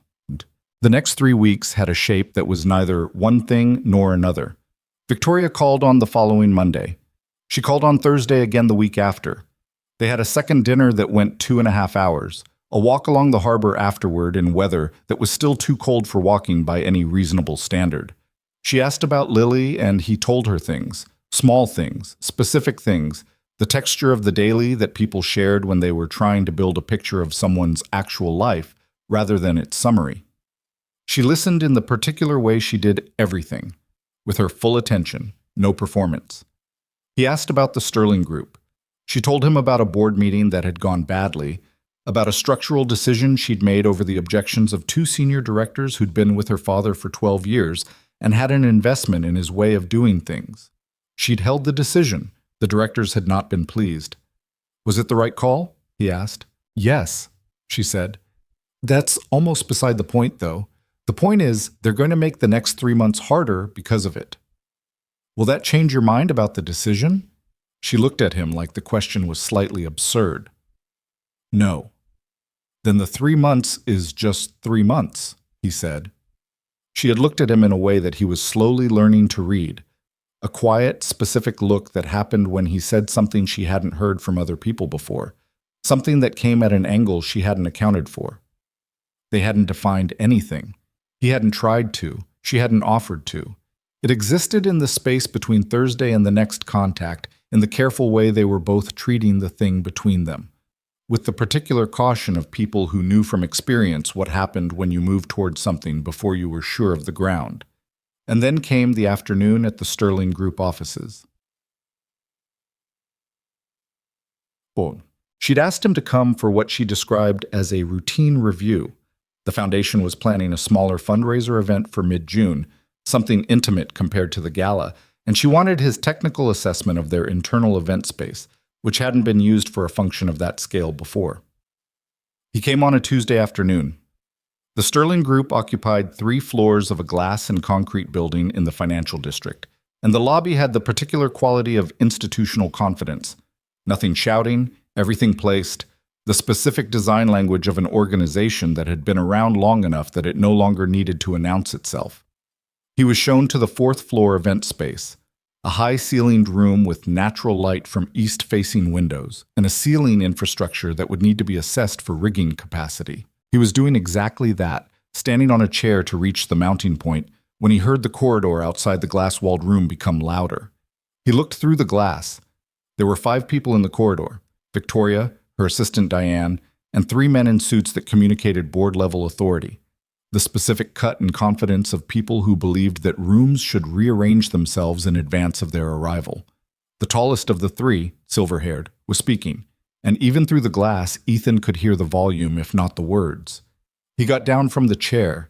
He could see Victoria's posture from 20 feet away and through glass, straight, chin level, weight balanced.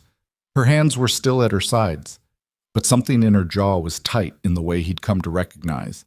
The particular tension of someone holding a line they couldn't let slip. He couldn't hear the words. He could hear the register. The silver-haired man's voice had the quality of someone who had decided this conversation was a correction rather than a discussion, and who was comfortable with that. Then the door opened. Victoria came in, the 3 men behind her. She saw Ethan, and something in her face registered.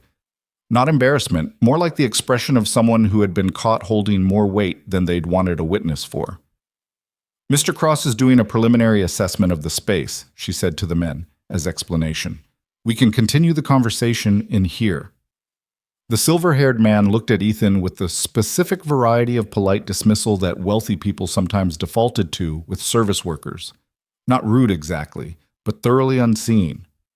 "This is a board matter, Victoria," he said. "Perhaps we should find a more appropriate venue." "This is my building, Arthur," she said, and her voice had gone to the specific register Ethan had heard exactly once. In the fire marshal phone call through the door, the very quiet voice that was the loudest thing in the room. "And you're not a board member yet. You're a director. There's a distinction." Arthur's expression shifted. One of the other 2 men moved slightly, the way people moved when they were recalculating their position. "The Meridian acquisition," Arthur said, "is a decision that affects this company's core positioning for the next decade. The board deserves more time. The board has had 6 weeks of analysis and 2 full presentations," Victoria said. "I've answered every question that was asked. What you're describing is not more time, it's delay." She held his gaze. The decision is made. Your father would have... Something happened to the air in the room. It was subtle, a change in pressure almost. The particular quality of a moment when something is said that cannot be unsaid, that locates itself precisely at the place where a person is most exposed. Victoria went still. Not the operational stillness she used to project control, something different, a deeper stillness.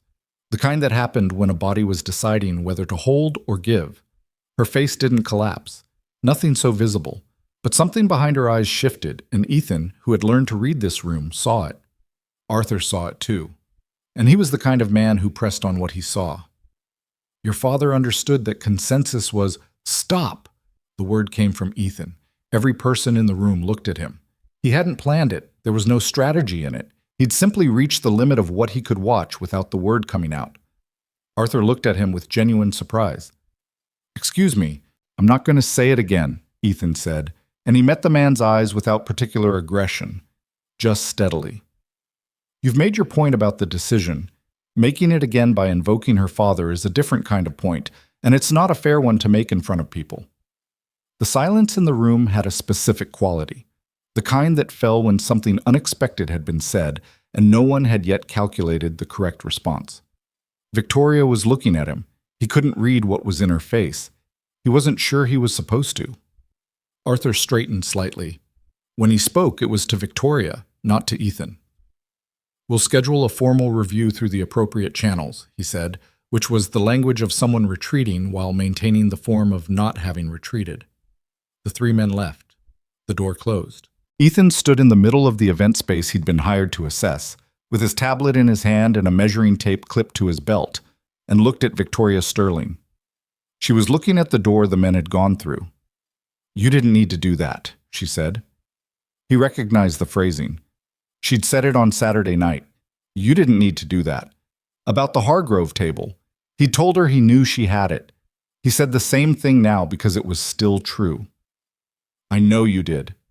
She turned to look at him. In the afternoon light from the east windows, she looked like she had in the parking structure the week of the gala. The composure present, but the layer underneath it visible. The part she didn't show the Arthurs of the world. The part she couldn't entirely hide when the right button had been pressed. "He does that," she said, "in meetings. When I hold a decision he disagrees with, he brings up my father. As a strategy." Her voice was even. "It works sometimes.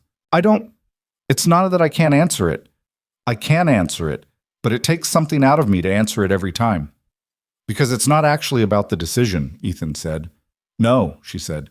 "It never is." He set his tablet down on the nearest chair. He crossed the room, not all the way to her, just closer, closing the distance enough that they were talking like two people rather than two people across a room. "Victoria," he said, "you ran the most successful gala this foundation has produced. You made a call on a billion-dollar acquisition that you are apparently sufficiently confident in to hold against director-level opposition. You built or rebuilt or sustained every program outcome that woman talked about at the microphone Saturday night." He paused. "Arthur is afraid of you. That's what's actually happening." She looked at him. "Directors who are confident in the leadership above them," he said, "don't spend board reviews invoking the previous leader."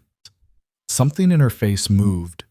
Slowly, the way a thing moved when it had been held in one position for a long time and was cautiously testing whether it could go another way. "You watch rooms," she said. "I watch rooms," he said. She was quiet for a moment. Then she took one careful breath, and the held thing in her posture released, not dramatically, not in any way that anyone watching from outside would have noticed, just a degree of softness returning to her shoulders, a slight adjustment in the set of her jaw. "The ceiling mounting point on the east wall," she said, glancing up at it. "Will it hold a rig?" "I need to check the backing structure," he said.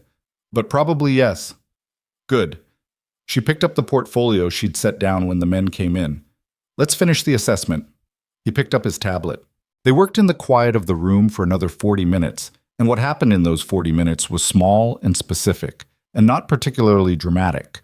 Just two people doing work in the same space, and the thing between them continuing to become itself at the rate it was going to become itself, which was not fast, but was real. She didn't call that Thursday.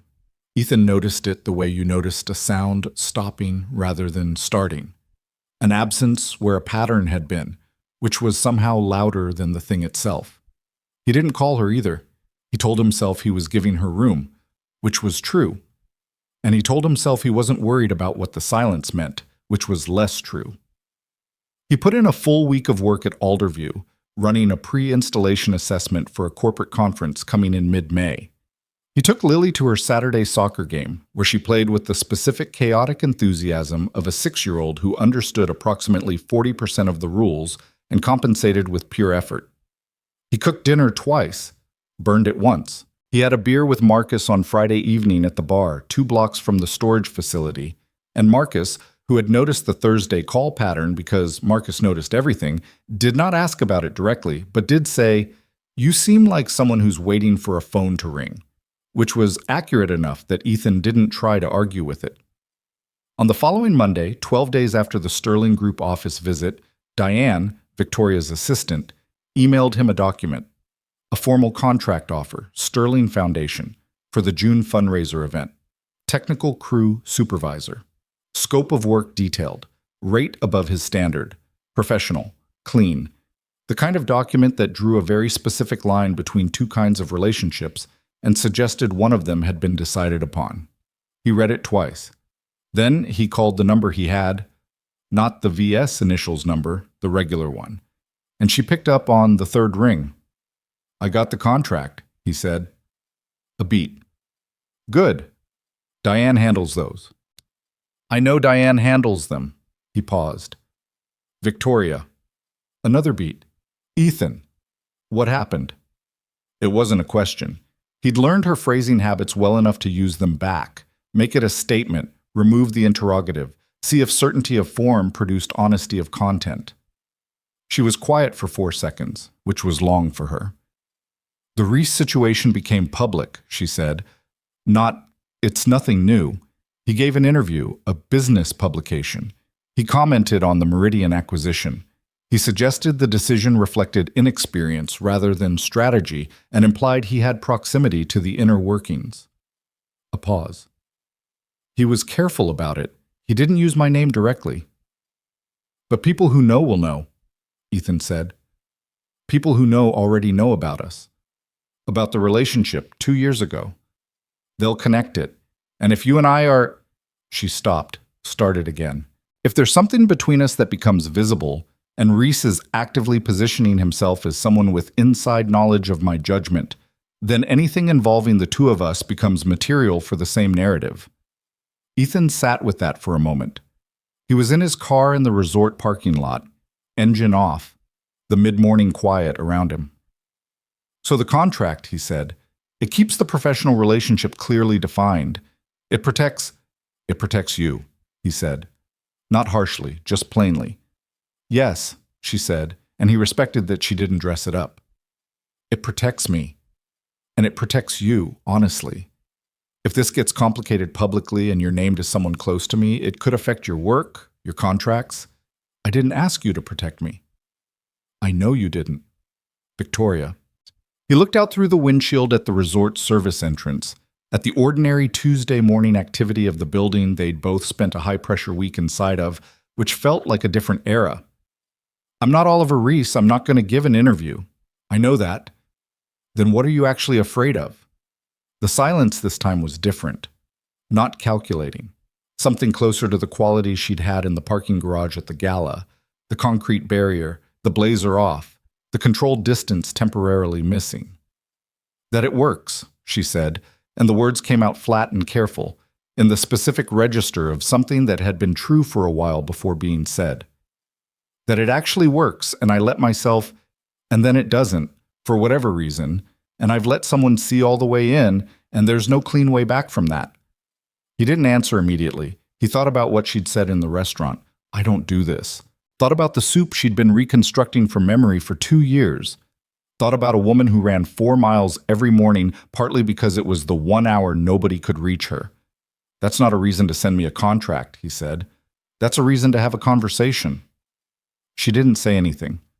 "I'm not going anywhere," he said. "I'm not building towards something I plan to use against you, and I can't promise you that it works out. I can't promise you that about anything. But sending Diane's contract instead of calling me is not the same as being careful. It's just a neater way to be afraid. The line was quiet for long enough that he thought she might have pulled back into the composed operational mode that was her most reliable defensive formation. Then she said quietly, I hate that you can do that. Do what? Say the true thing, simply, like it's not hard. It's hard, he said. I've just had practice. Another pause. Can I think? She said. For a few days. I'm not asking you to wait indefinitely. I just need to sit with it without the pressure of the next step. Yes, he said. Think. Thank you.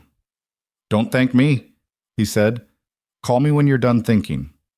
He hung up, sat in the parking lot for another 2 minutes, then went inside and did his job. She called 6 days later, on a Thursday, which he noticed. Are you free Sunday? She said. Not dinner, not... I want to do something ordinary. What counts as ordinary? I don't entirely know, she said. That's partly the point. They went to a farmer's market on the east side of the harbor district, her idea, which surprised him because it was not the kind of venue he'd have associated with her, and he said so. I used to go, she said, moving through the stall rows with her hands in her jacket pockets, no assistant, no phone in hand. Before everything got structured, my grandmother lived 3 blocks from a market like this, Saturday mornings. The soup grandmother? She glanced at him sideways. You remember that. I remember most of what you tell me.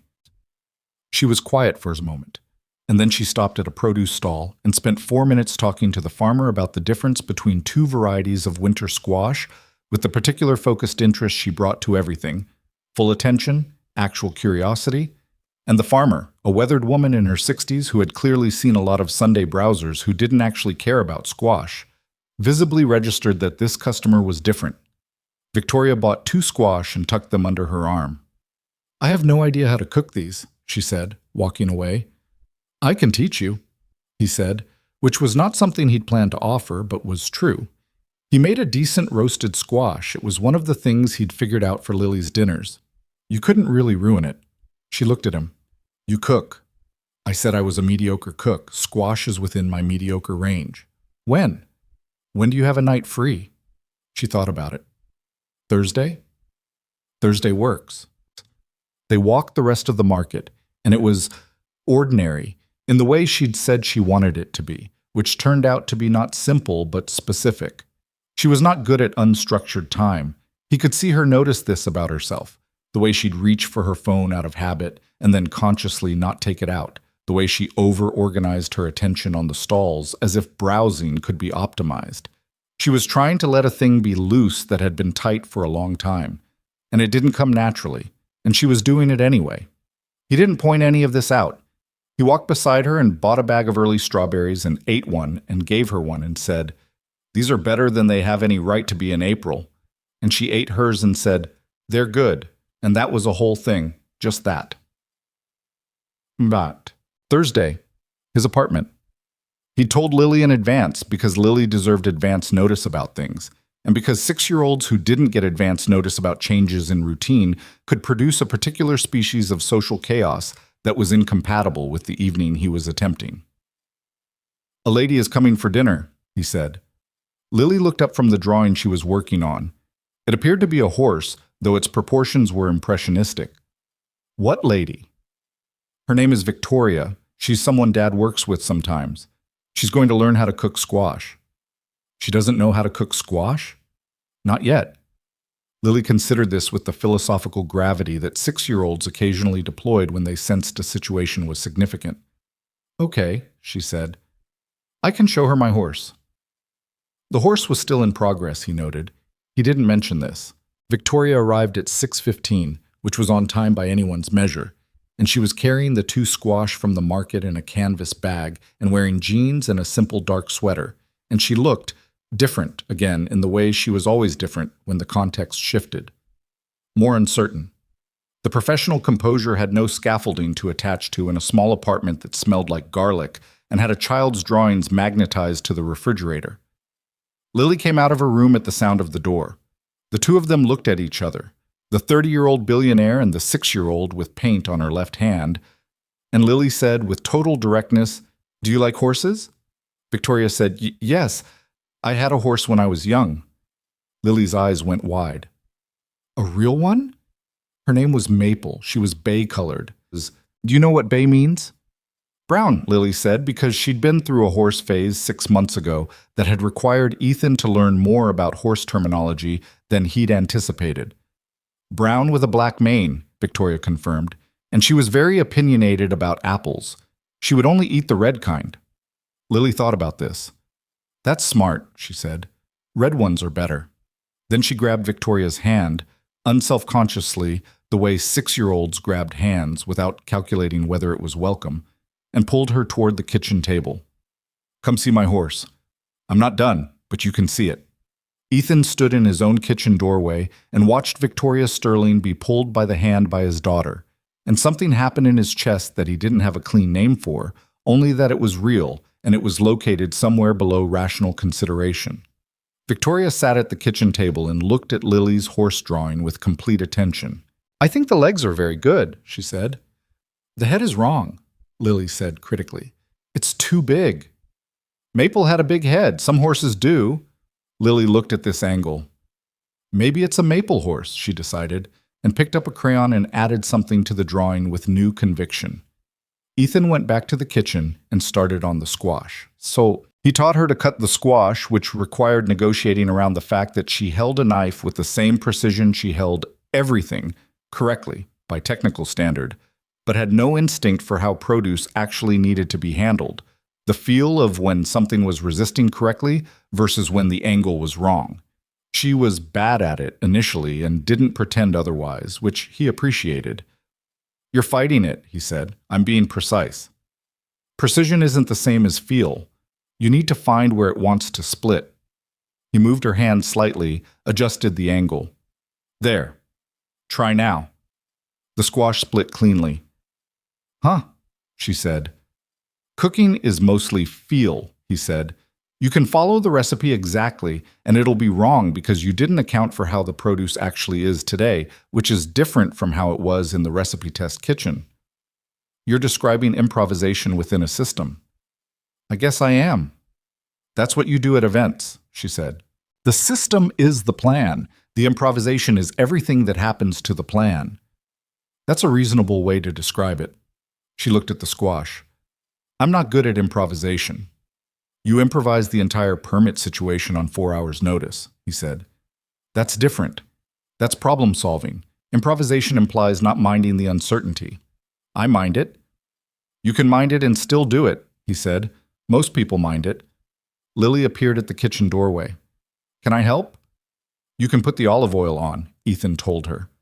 Lily climbed onto her step stool with the focused competence of a child who knew exactly where the olive oil was and what her role in this operation looked like. She drizzled it over the cut squash with careful, exaggerated concentration. Victoria watched her. Her expression was something Ethan couldn't fully read. Something soft and slightly careful, the look of someone encountering a thing they hadn't prepared for and were trying to receive without making it into more than it was. "She's very confident," Victoria said quietly to Ethan. "She gets that from Carla," he said. "My sister. Lily spends enough time with her that some of it transferred." "And from you," Victoria said.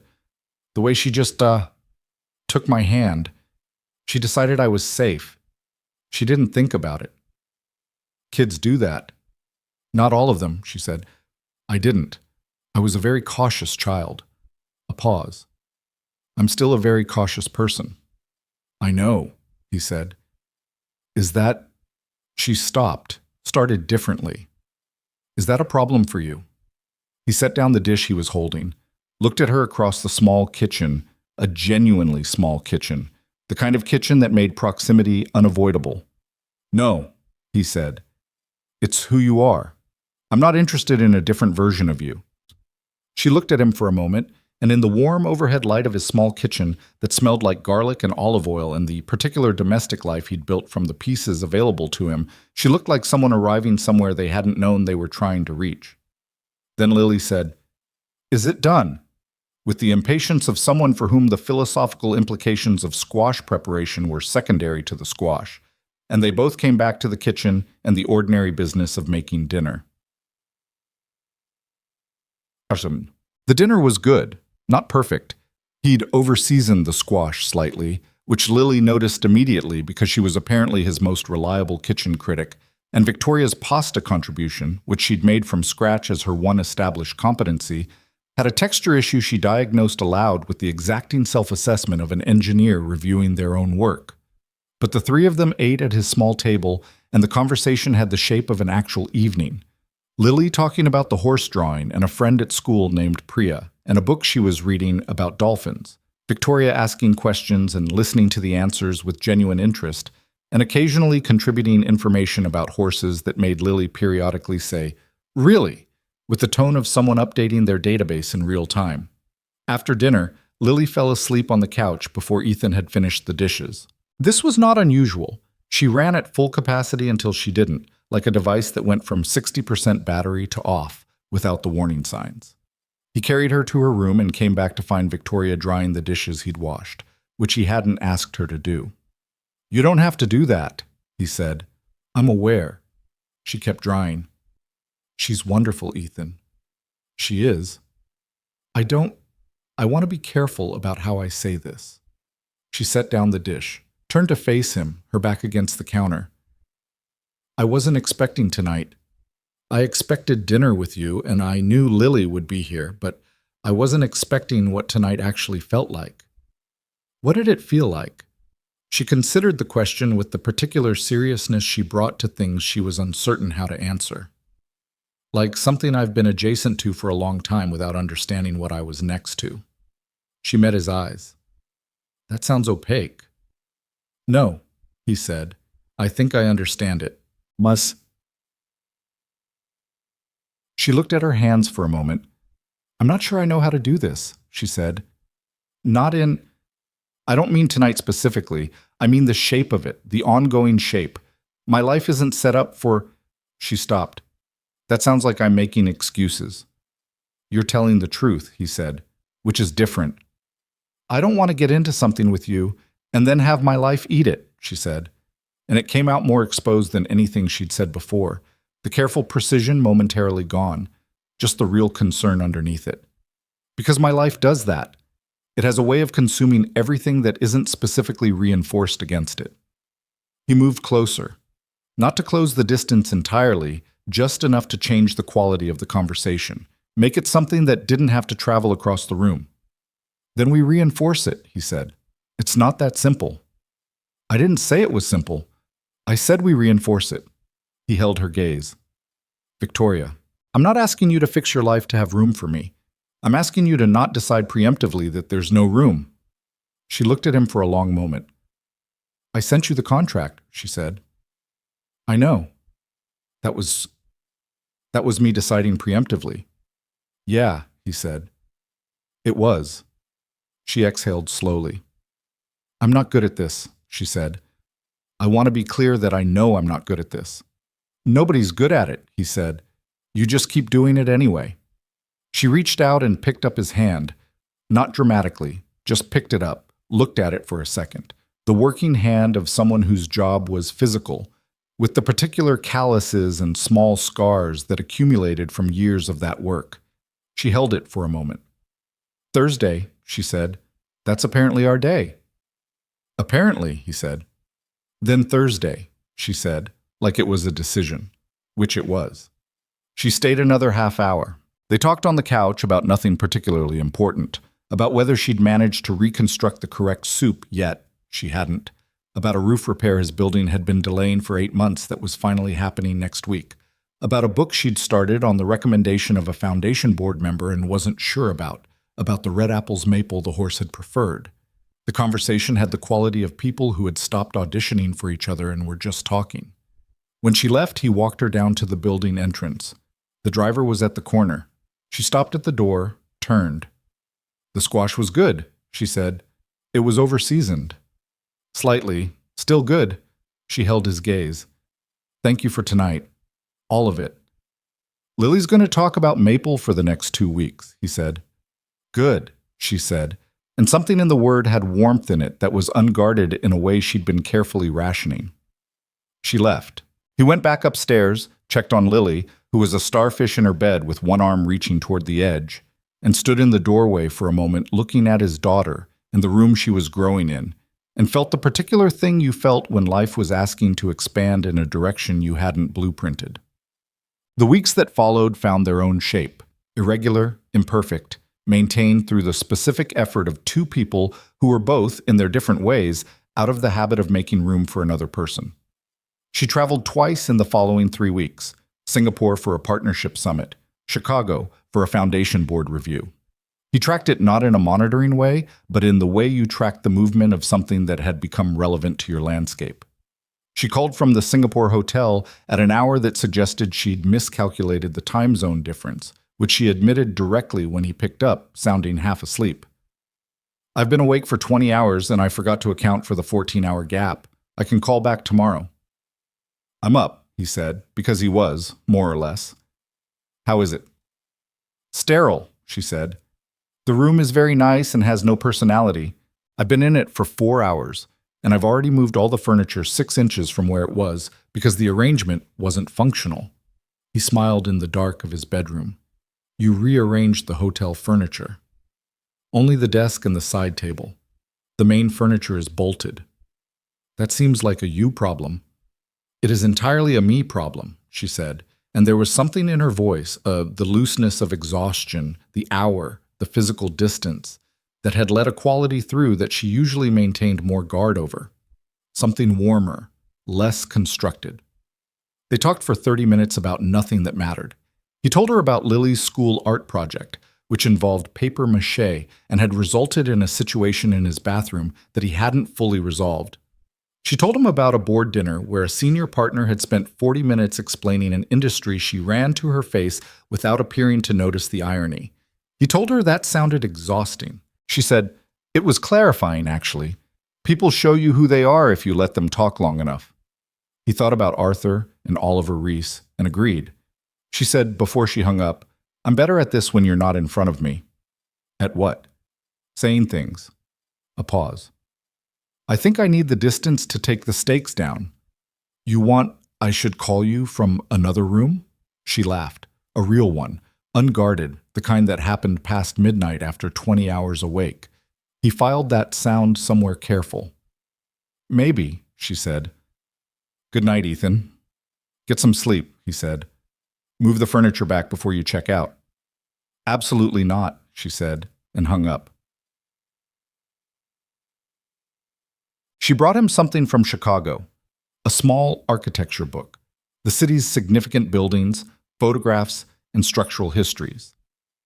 He hadn't mentioned architecture to her directly, but he'd mentioned, in the course of various Thursday conversations, that he'd always been interested in how buildings worked on the inside, the engineering that supported the visible form.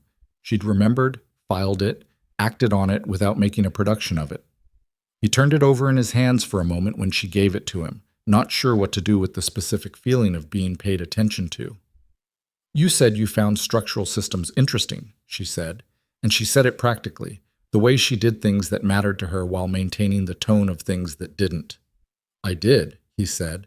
"I noticed a bookshop near the conference hotel." A pause. "I'm not good at... I don't usually..." She stopped, tried differently. "It seemed like something you'd want." "It is," he said. "Thank you." She nodded once, moved on to something else in the conversation. He put the book on his shelf between the crime novel he'd been working through for 3 weeks and a manual on electrical systems that dated back to his apprenticeship days. He thought about the soup she'd been reconstructing from memory for 2 years, about bringing the right thing to the right person, even when you weren't sure how. He thought about all the forms that caring took when you were out of practice with it. Imprecise, slightly clumsy at the edges, real in the middle. The handwritten note came the following week, slipped under his apartment door on a Wednesday evening. He didn't know how she'd gotten into his building, suspected she'd probably asked the super in a way the super found impossible to refuse. Folded once, no envelope, his name on the outside in her precise handwriting. "I keep starting this in my head and then editing it into nothing. So, I'm glad it was you specifically who walked into that terrace on Monday morning. I don't think it would have been the same with someone else. That's the whole thing. He read it at his kitchen table with the overhead light on and the apartment quiet around him, Lily asleep in her room, the building settling into its nighttime sounds. He looked at it for a long time. Then he got a piece of paper from the kitchen drawer, plain paper, the kind that came in the printer, and wrote, "I know, me too," and his name, and walked downstairs and found the overnight envelope service address she'd once mentioned was her preferred courier, and sent it. It wasn't much. But it was the true thing, simply said. That had always been enough between them. The June fundraiser came together the way things came together when the people involved already knew how to work. Without the compressed panic of the gala week, without the late-night permit emergencies and the vendor cancellations and the structural anchor variants that had started all of this. Ethan's crew had the Sterling Group's fourth-floor event space rigged and tested 2 days ahead of schedule. The room looked good. Not the sweeping bay view drama of the Grand Terrace, but something more intimate. 100 guests instead of 240. A warmer register. The kind of event where conversations could actually happen rather than the ceremonial proximity of assigned seating at large round tables. He saw more of Victoria in the 2 weeks before the fundraiser than he had in any sustained stretch since the gala. Not romantically, or not only, mostly in the functional way of two people working toward the same end, which was its own kind of closeness. The kind he'd come to understand was actually how they'd started. They had a language built from Monday mornings and service corridors and the specific vocabulary of problems solved under pressure. That language didn't go away when the context changed. It just meant something different now. She was different too, in ways that were small enough to miss if you weren't looking and obvious if you were. She ate lunch. Not every day. She was still capable of working through an afternoon on coffee and forward momentum, but enough that it was no longer the exception he'd cataloged in that first week. She had, on 2 occasions, asked him to recommend something from the building's deli counter. He'd told her the turkey sandwich was still the call. She'd gotten a different one, which seemed right. She left the office at a reasonable hour 3 times in the 2 weeks he tracked, which he did not tell her he was doing.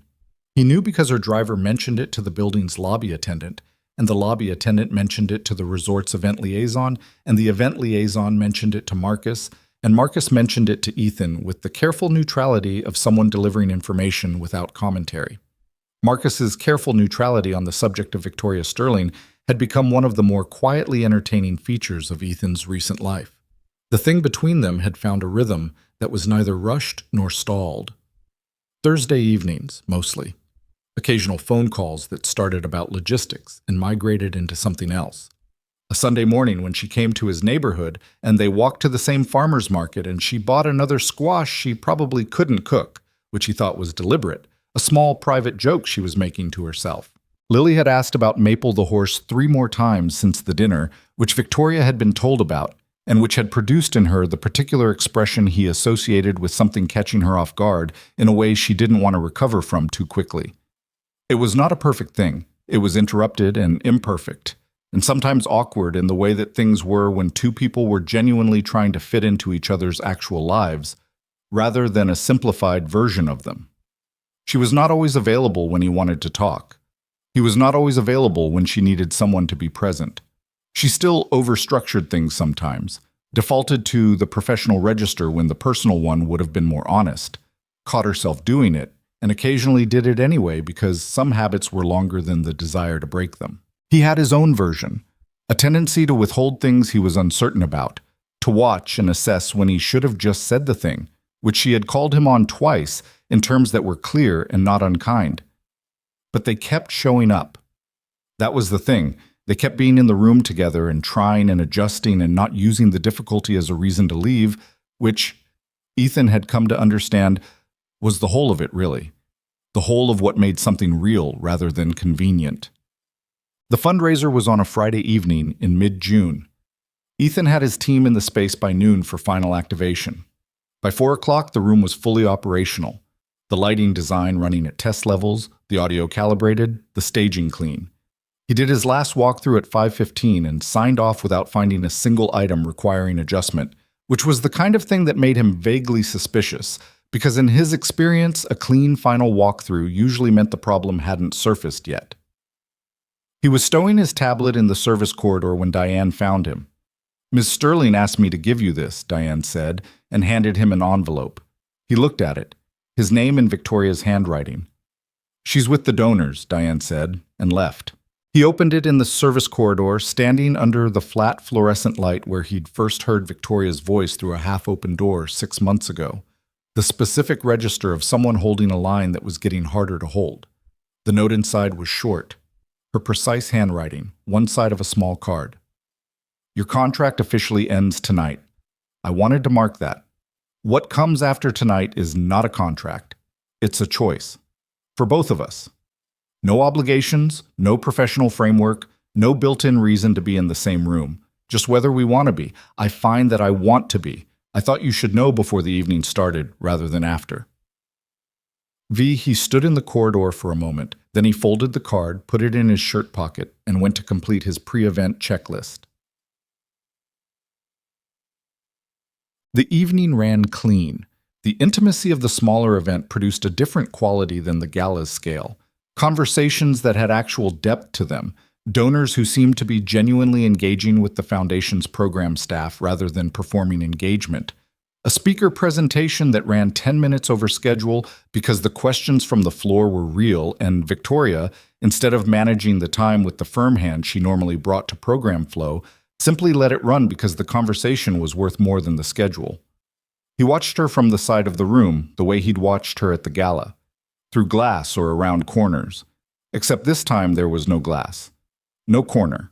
Just the distance he maintained because his job kept him at the room's edges and not its center. She moved through the evening with the quality he'd seen developing over weeks. Still precise, still deeply competent, still the person who knew where every problem was before it became one. But there was something less rigid in it. She stopped longer at conversations than she used to. She laughed, twice, at things that were genuinely funny rather than in the social way. When a program director said something unexpected that delighted her, it showed in her face before she had time to decide whether to show it. Small things, enormous things, depending on where you'd been standing at the beginning. He was checking the power routing on the west wall when he heard the voice. Not loud, contained, private. The practiced low tone of a man who'd learned to make his statements feel like intimacies. Ethan had heard it once before, at a gala table, through ambient room noise. It had a specific quality he recognized on instinct. He turned. Oliver Reese was standing near the donor registration table, which meant he'd been cleared as a guest. The Foundation's fundraiser guest list wasn't restricted to the gala's tier, and Reese had presumably leveraged whatever professional adjacency gave him access. He was in his mid-40s, the kind of man who wore his money quietly but thoroughly, and he was talking to someone at the table with the ease of a person who knew how to be comfortable in any room. And then Victoria came out of a conversation across the room, turned, and saw him. The distance was too great for Ethan to see her expression in detail. What he could see was the quality of her pause, the specific hesitation of encountering something you hadn't prepared for, the half-second of recalibration before the composure came back up. Reese saw her, moved toward her. Ethan stayed where he was. He wanted to be clear with himself about that. He stayed where he was because this was not his conversation, not his intervention to make. He'd said what he needed to say about Oliver Reese in a service corridor 6 months ago. Noise, from someone who knows which button to press. And he believed it, and more importantly, he believed in her ability to handle what was in front of her now. He'd believed it in the Sterling Group corridor when Arthur had played his trump card, and she'd gone still and he'd stepped in. And even then, even in that moment, he'd known it was not because she couldn't handle it. It was because she shouldn't have to alone. This was different. This was hers. He watched. Olds. The conversation lasted 9 minutes. He tracked it on the wall clock because he was close enough to a wall clock. What he could see from across the room, Victoria standing with her weight balanced, chin level, the posture he associated with her holding her own space. Reese speaking, and the particular way he leaned slightly forward. The same stance Ethan had noted at the gala, the man trying to reclaim proximity. Victoria's expression controlled, but something different underneath it than there had been at the gala. At the gala, she'd gone to the kitchen corridor afterward. The weight of it had been visible on her. This time she was different. He couldn't hear the words. He could read the conversation in the bodies the way his job had trained him to read rooms. At some point, roughly 6 minutes in, Victoria said something that made Reese's forward lean stop. He straightened. She said something else. Reese's face rearranged itself into the particular expression of someone who had expected a familiar dynamic and found a different one. There was a moment of stillness. Then Victoria turned and moved away, back toward the center of the room, and Reese stood at the edge of the space for a moment before finding someone else to speak to. She came back through the room on the way to the speaker platform for the evening's closing remarks, and she passed within 20 feet of Ethan, and she looked at him directly. Briefly, in passing, with an expression that said something he didn't need to translate. He nodded once. She went to the platform. Her closing remarks were 4 minutes long and were, in Ethan's assessment, the best he'd heard her give. Not because they were more polished or better structured than the gala speech. She'd always been a clean speaker, but because there was something in them that hadn't been there before. A specific, undefended directness, like someone who had stopped trying to prove something and was just saying what was true. "My father built something worth sustaining," she said, near the end. "I spent the first 2 years after his death being terrified that I wasn't enough to sustain it. I want to tell you that what I've learned in that time is that being enough isn't a static state. It's a practice. You have to keep choosing it, even when it's inconvenient, even when people tell you the choosing is wrong, even when your own voice is the loudest one saying you should stop." She paused. "The work this foundation does is a practice. Every year, we choose it again. Thank you for being the people who choose it with us." The room applauded, not the polite applause of social obligation, the kind with weight in it, with recognition of something real having been said. Ethan clapped from the side of the room and didn't try to do anything with the thing happening in his chest. By 10:30, the guests were gone and the breakdown had begun. His crew worked the decommission with the quiet efficiency of people who'd been at this long enough that it didn't require oversight. Marcus calling the equipment sequencing, the other crew members running the cable pack down, everything moving in the practiced rhythm of a team that trusted each other's judgment. Ethan walked the perimeter, doing his final check, making sure nothing was getting left or damaged, signing off on each section as it cleared. He was finishing the south end when he heard the lounge door open.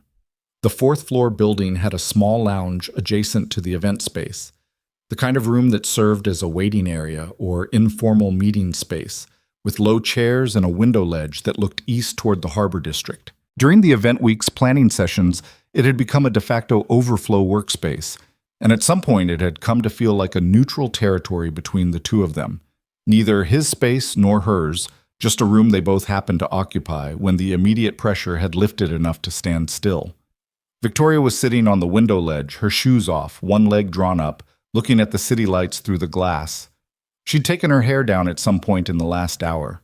She had a glass of water on the ledge beside her. She looked exhausted in the genuine physical way. The way you looked when you'd been running at capacity for an extended period, and the extended period was finally ending. She also looked lighter than he'd ever seen her. "Event's done," he said. "I know." She didn't look away from the window. "Is your team okay to finish?" "Marcus has it."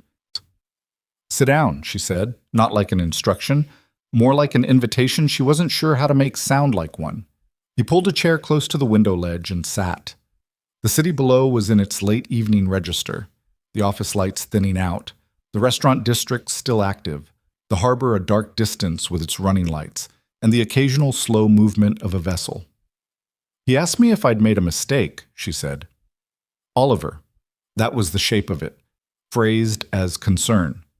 He said the Meridian acquisition was being watched closely by people he had access to, and that if the numbers in the first quarter didn't support the decision, I would be in a difficult position, and he wanted to make sure I had the right advisors around me. She paused. He meant himself. He was offering himself as the right advisor. "What did you say?" "I said the Meridian acquisition had already produced 2 partnership commitments in the first 60 days that weren't part of the original projected outcomes, and that the first quarter numbers were ahead of the conservative benchmark, and that if his sources had different information, he should probably update his sources." She looked at her water glass. "And then I said I hoped he had a good evening." That's it? That's it. She looked at him. I used to rehearse things. Against him specifically. I would run the conversations in advance, all the possible versions, try to prepare for every angle. She shook her head slightly. Tonight I didn't prepare anything. I just said what was true. How was that? Easier, she said, and sounded genuinely surprised by it.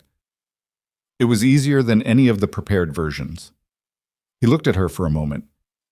The weight-bearing wall thing, he tried it? He tried something close to it. He mentioned my father in a general way, something about my father's advisory circle and whether I'd maintained those relationships. She met his eyes. I didn't freeze. I noticed I didn't freeze. Good, Ethan said. It sounds small when I say it. It's not small, he said. I was in the room the first time. I know the difference. She was quiet for a moment, looking back at the city. The room behind them was nearly cleared. He could hear Marcus's voice giving directions, the systematic sounds of equipment being packed, the ordinary industry of finishing. My contract ended tonight, she said. I got your note. And? He leaned forward, elbows on his knees. And I drove here this morning to do my job, which I did, and now my job is done and I'm sitting here anyway. He looked at her. That answer the question? She almost smiled. Could have just said yes. I could have, he agreed. But that's the version with the detail, and the detail is the point. She reached into the pocket of her jacket, which was draped over the window ledge beside her, and produced something folded. He recognized it before she unfolded it, the planning sheet from the Grand Terrace, the master document from the Gala Week, annotated in multiple pens, the edges worn from being handled and folded and carried. He didn't know she'd kept it. She unfolded it carefully and held it so the light from the window fell across the top corner. After Saturday. Her handwriting. The two words in the corner of a page that had otherwise been a record of problems and solutions and adjustments and the specific, relentless work of making something real from a plan. I carried this for 6 months, she said. Not consciously, not as a... I put it in a file folder and forgot about it, and then found it when I was clearing the Gala archive. She smoothed it with her thumb. When I wrote it, I didn't have a clear idea of what I was saying. I knew I wanted to say something. I knew I couldn't say it in any form that required addressing that night. She looked at it. I think I was afraid that if I named it directly, the naming would make it visible to everyone in the room, including me. What does it mean? He asked. The same question he'd asked her the night of the gala, in the quiet of the terrace when the guests had thinned and the bay had gone dark. She'd answered it then. He wanted to hear how the answer had changed. She looked up from the sheet. It meant, after Saturday, there are no job titles, no framework, no reason we have to be in the same room that isn't just us choosing to be in the same room. She paused. It meant I wanted to find out who you were without the structure. And I was afraid of wanting that, so I wrote it down instead of saying it, because writing it felt smaller. It wasn't smaller, he said. No, she said. It wasn't. The lounge was quiet around them, the event space beyond it now nearly silent. Marcus would have it cleared in 20 minutes, Ethan estimated, which meant he had 20 minutes in which his professional obligations were technically complete, and what remained was purely the question of what happened next. I want to tell you something, he said, that I've been carrying for a while. She looked at him. When Lily's mother left, he said, the thing that took longest to recover wasn't the practical stuff. The practical stuff was survivable. It was hard, but it was solvable. You make the adjustments, you find the structure, you figure out the new economy of your life. He paused. What took longer was trusting my own read of people, because I had gotten it wrong in the specific direction that costs the most. I'd confused being needed for being wanted, and I'd built a whole life around something that turned out to be a different thing than I thought. You said that at dinner, she said. The first dinner. I know. I'm telling you the rest of it. He held her gaze. The rest is that I don't have that confusion with you. I know the difference now between what you need, which is real, and I'm not dismissing it. You need things. Everyone does. And what you actually want. He said it carefully, deliberately. And I know that you're still working out whether you're allowed to want things that don't have a justifiable return on investment. She was very still.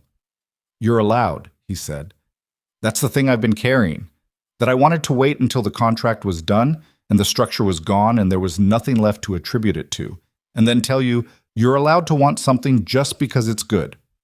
Not because it's strategic, not because it proves something, because it's good and it's yours." The city lights were steady through the window. Somewhere below, a car horn, one brief, ordinary note of urban sound, and then the quiet came back. Victoria looked at the planning sheet in her hands. She looked at the two words in the corner. Then she set it carefully on the window ledge beside her water glass and looked at Ethan.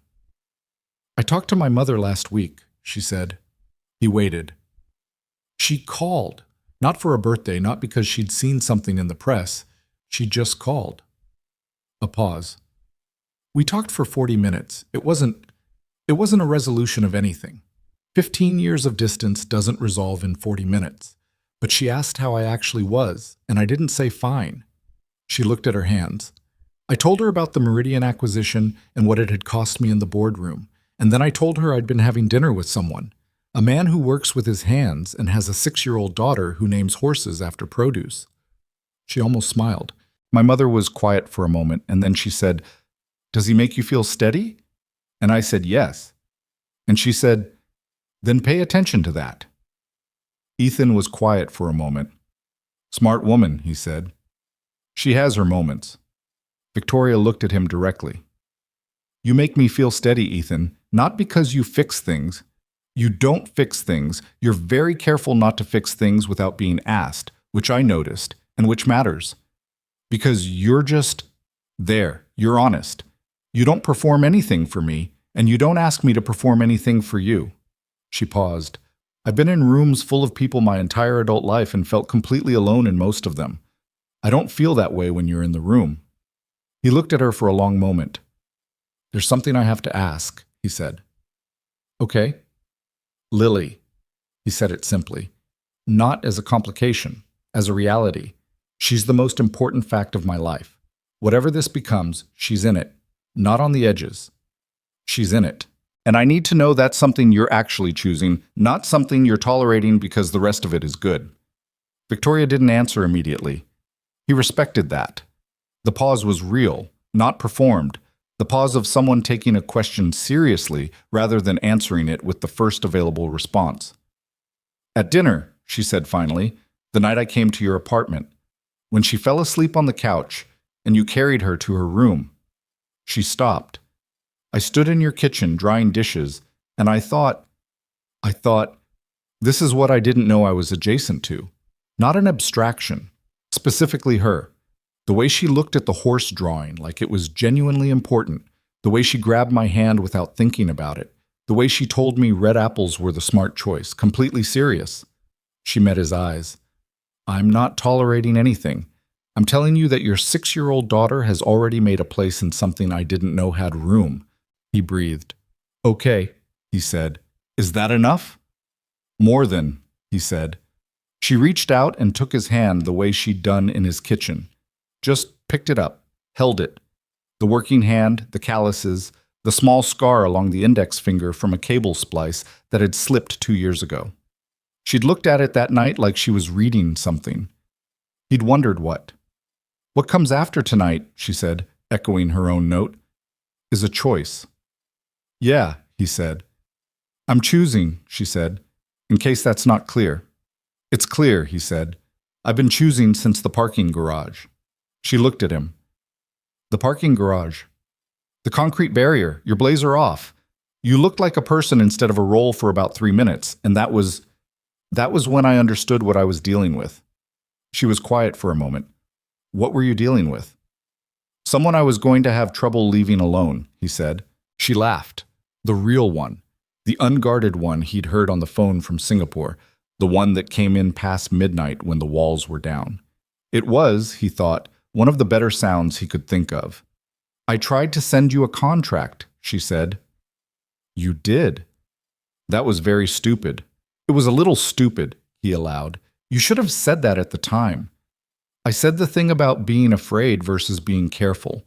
It's the same point." "It's not the same point. It's a more polite version of the same point." I was trying to be diplomatic. Ethan. She looked at him with something openly warm in her face, the expression she'd been rationing for months and had apparently stopped rationing sometime in the last hour. You are the least diplomatic person I have regularly encountered in the last 6 years of running a company. That's very specific. I keep specific records. I know you do, he said. It's one of the things. One of the things, she repeated. There's a list, he said.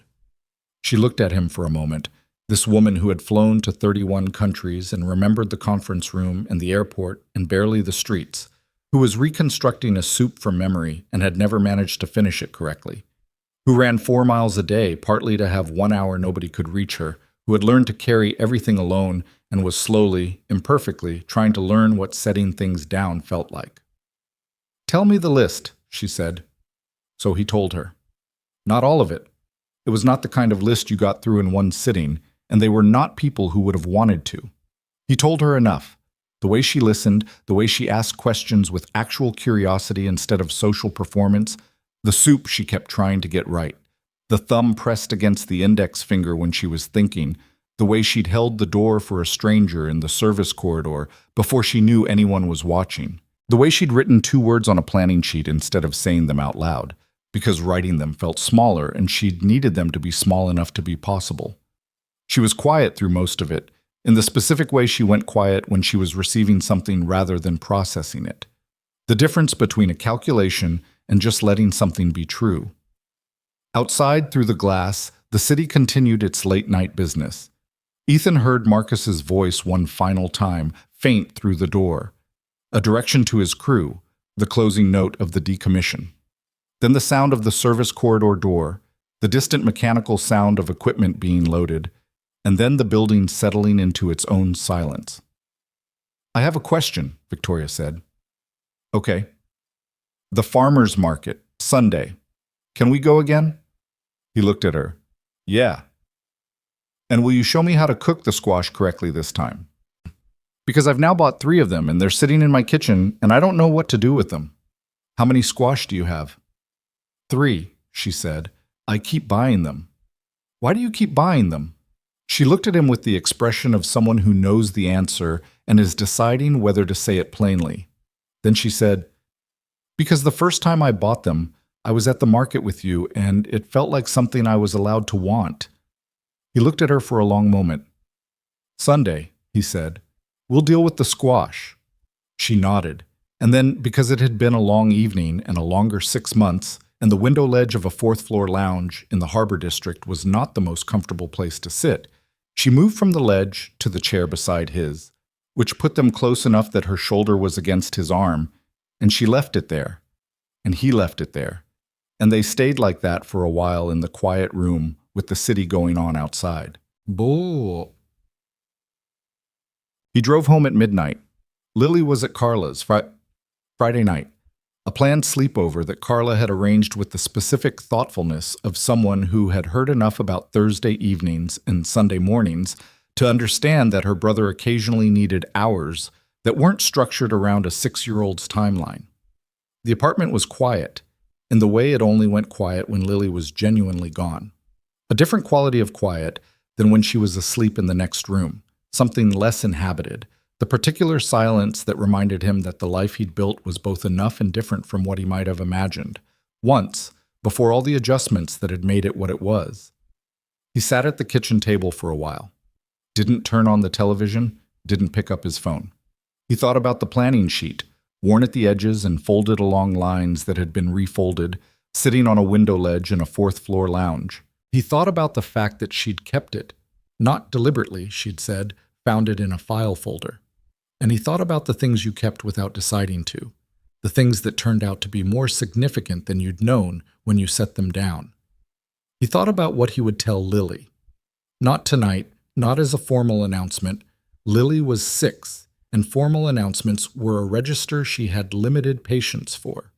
He'd tell her the way he told her everything, specifically, practically, making space for her questions, answering them honestly. He'd say that Victoria was going to be around more, which Lily would receive through the filter of her most pressing concern, which would probably be whether Maple the horse had any relatives Victoria might have information about. He thought about the soup Victoria was still trying to reconstruct. He thought about how sometimes you carried something for a long time without being sure you were getting it right, and you kept trying because the getting rightness wasn't actually the point. The trying was the point. The choosing to try again. The fact that some things were worth the repeated attempt.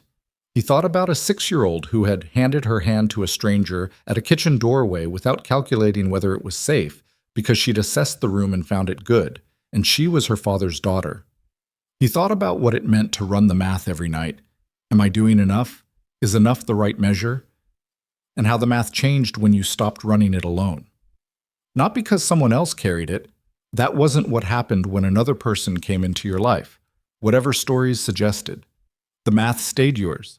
You kept the responsibility, kept the weight of what mattered. But the running of it changed because there was someone in the next room or at the end of the phone or across a kitchen table learning to cut squash. Who knew what the numbers meant to you? Who was paying attention to the things you were paying attention to? That was the thing, he thought. Not rescue, not completion, just witnessed. The particular and underrated grace of being witnessed by someone who chose to look. He picked up his phone, typed a message. Safe drive home? Her reply came in 4 minutes, which he estimated was the time it took to reach her building. Yes, the squash situation in my kitchen is worse than I described. There are actually 4. He typed back. Why do you keep telling me 3? Her reply. Because 4 sounds like a problem and 3 sounds like a quirk. He typed, 4 is a quirk. 5 would be a problem. A pause. Then, I'll keep that in mind for next week. He set the phone down and sat in his quiet kitchen and laughed. There's a thing that people say about love, that it arrives, that it happens to you, that it finds you when you've stopped looking. And maybe that's true for some people, in some forms. But what Ethan Cross understood, sitting at his kitchen table at midnight in the apartment where he'd built a life out of adjustments and necessary improvisations, was that the thing he'd found with Victoria Sterling had not arrived. It had accumulated. It was 6 days on a terrace and a sandwich with no mustard. It was a parking garage and a concrete barrier and 3 minutes of a woman being a person instead of a role. It was a planning sheet with 2 words in the corner. It was a contract she should never have sent, and a phone call where he said the true thing simply. It was a dinner that went 3 hours and a walk in weather too cold for walking and a book from a Chicago bookshop. It was a child who grabbed a hand without asking and a woman who had not let go. It was every time either of them had chosen to stay in the room when leaving would have been easier. That was what he wanted to hold on to. Not the romance of it, though it was romantic in its imperfect and sideways way. The practice of it. The fact that the most important things in a life were not the moments of arrival, they were the small, repeated choices, made without ceremony, made without guarantee, made because you had looked at the thing in front of you and decided it was worth choosing again. He was 32 years old, and he had a daughter who drew horses and a job he was good at, and a woman who bought squash she couldn't cook and was slowly learning to put the bag down. He had a neighbor who accepted banana bread as currency, and a sister who asked pointed questions about vegetables, and a crew lead who noticed everything and said nothing directly, and was, for these reasons, his closest friend. It was not a perfect life. It had never been a perfect life. It was his, specifically, with his fingerprints all over it, and it was real, and it was full, and tonight it was a little fuller than it had been when he woke up. He turned off the kitchen light. He went to bed. And somewhere across the Harbor District, in an apartment with 4 squash on the kitchen counter, Victoria Sterling set the worn planning sheet on her nightstand and looked at the 2 words in the corner one more time and turned off her own light. After Saturday had come. It turned out to be better than either of them had planned.